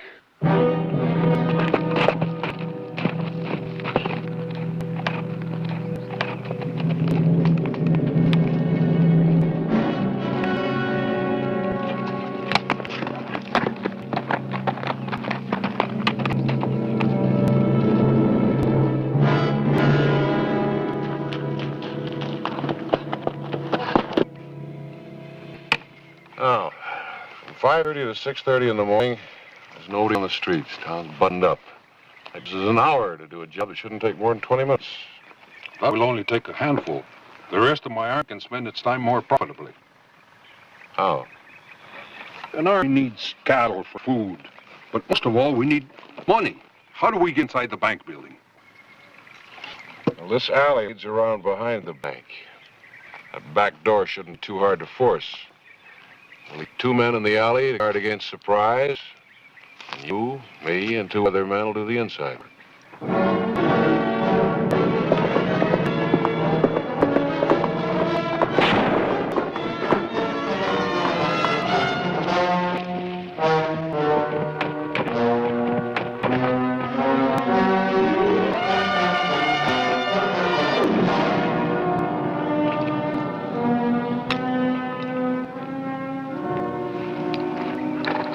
O'clock, General. Time we got moving. We are ready. General! General! Mire!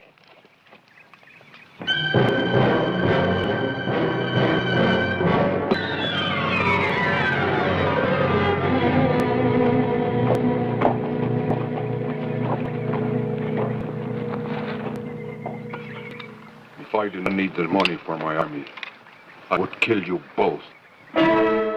One of you is slain. The question is, which one? I swear.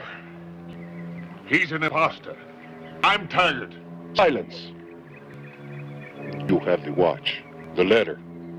I told you how he got him. And what is more, you gave us the plan. It's my plan.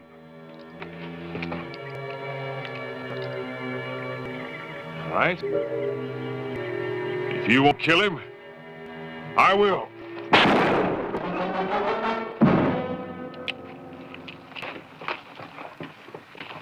Maybe he was Taggart.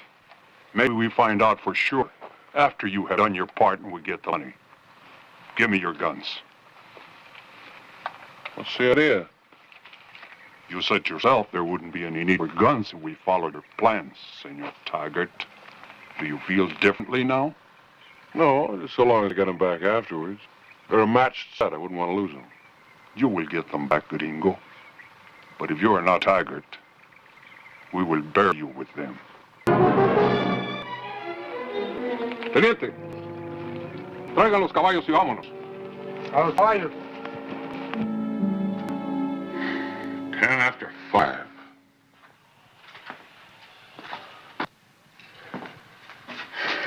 Give it another try.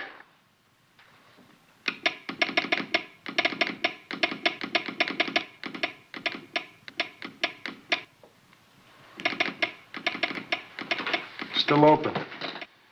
Well, I guess we can call it a night. If he was coming, it'd be cut by now. You're probably right. I think I'll stick around a while just in case. If anything does happen, I know where to get all you. Well, I'm gonna have a chef the key. I'll leave it open.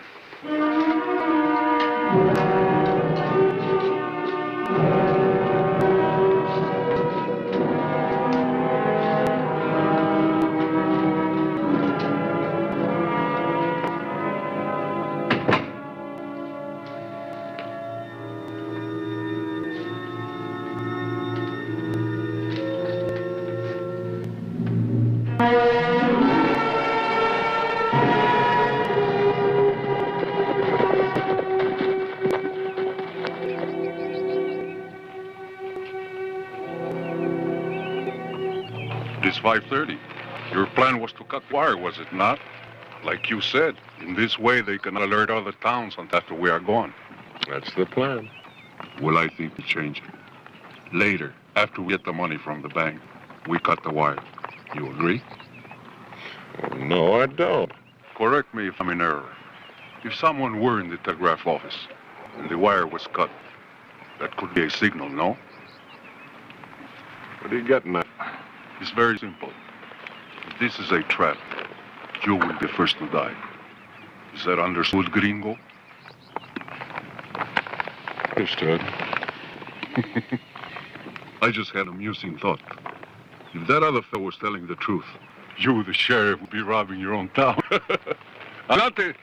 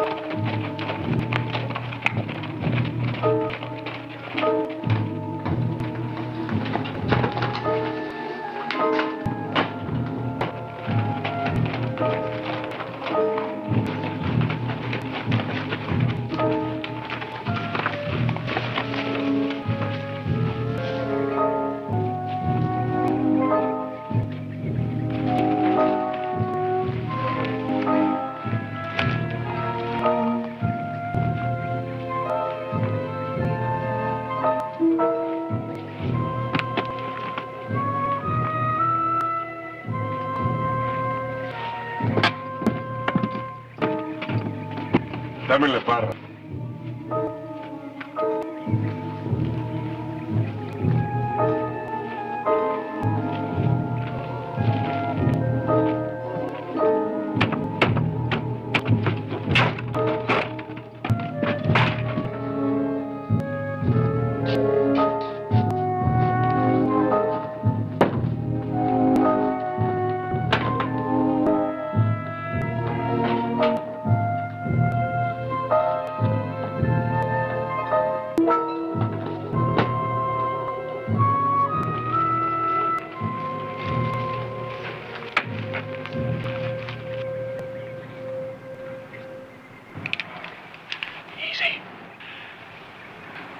Clay under the gun in there.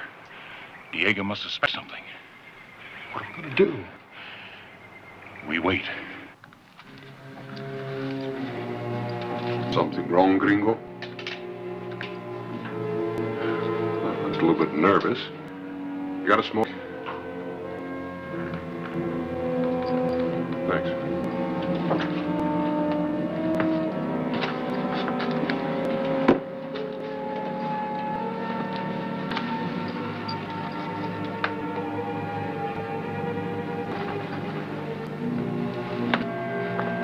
What now?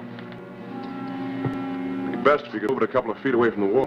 Why would that do what he says and be silent? Both of you.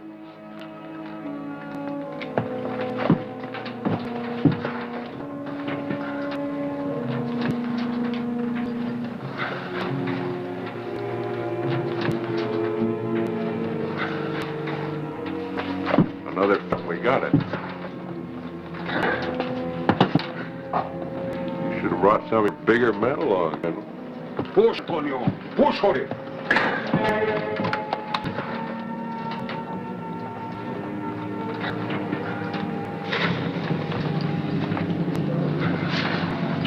Just a little bit more should do it. Push, you fools. We haven't got all day. Give me a hand.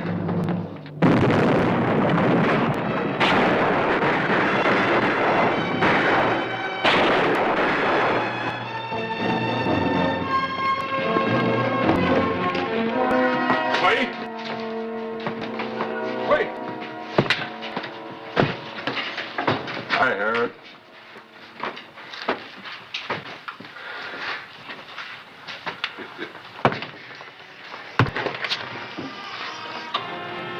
You got a match?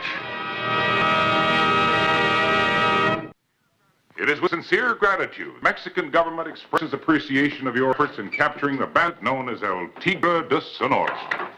A detachment of troops will arrive at the international border to receive custody of your prisoner on the 19th of this month. Yours in friendship, Armando Ramirez, Secretario Particular to El Presidente Porfirio Diaz. You're famous, Clay. Next time you go jump on the border after some gunman, it might come in handy. All right, General. Let's go. You will pay for this, gringo. Sure. Sure.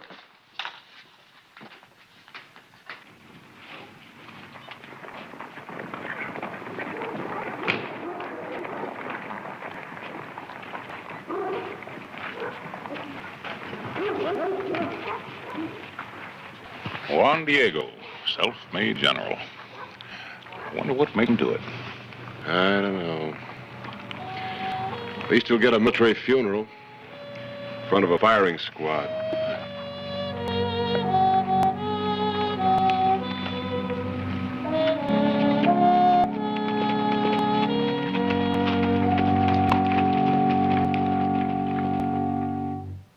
Whistle me up a memory, whistle me back where I wanna be.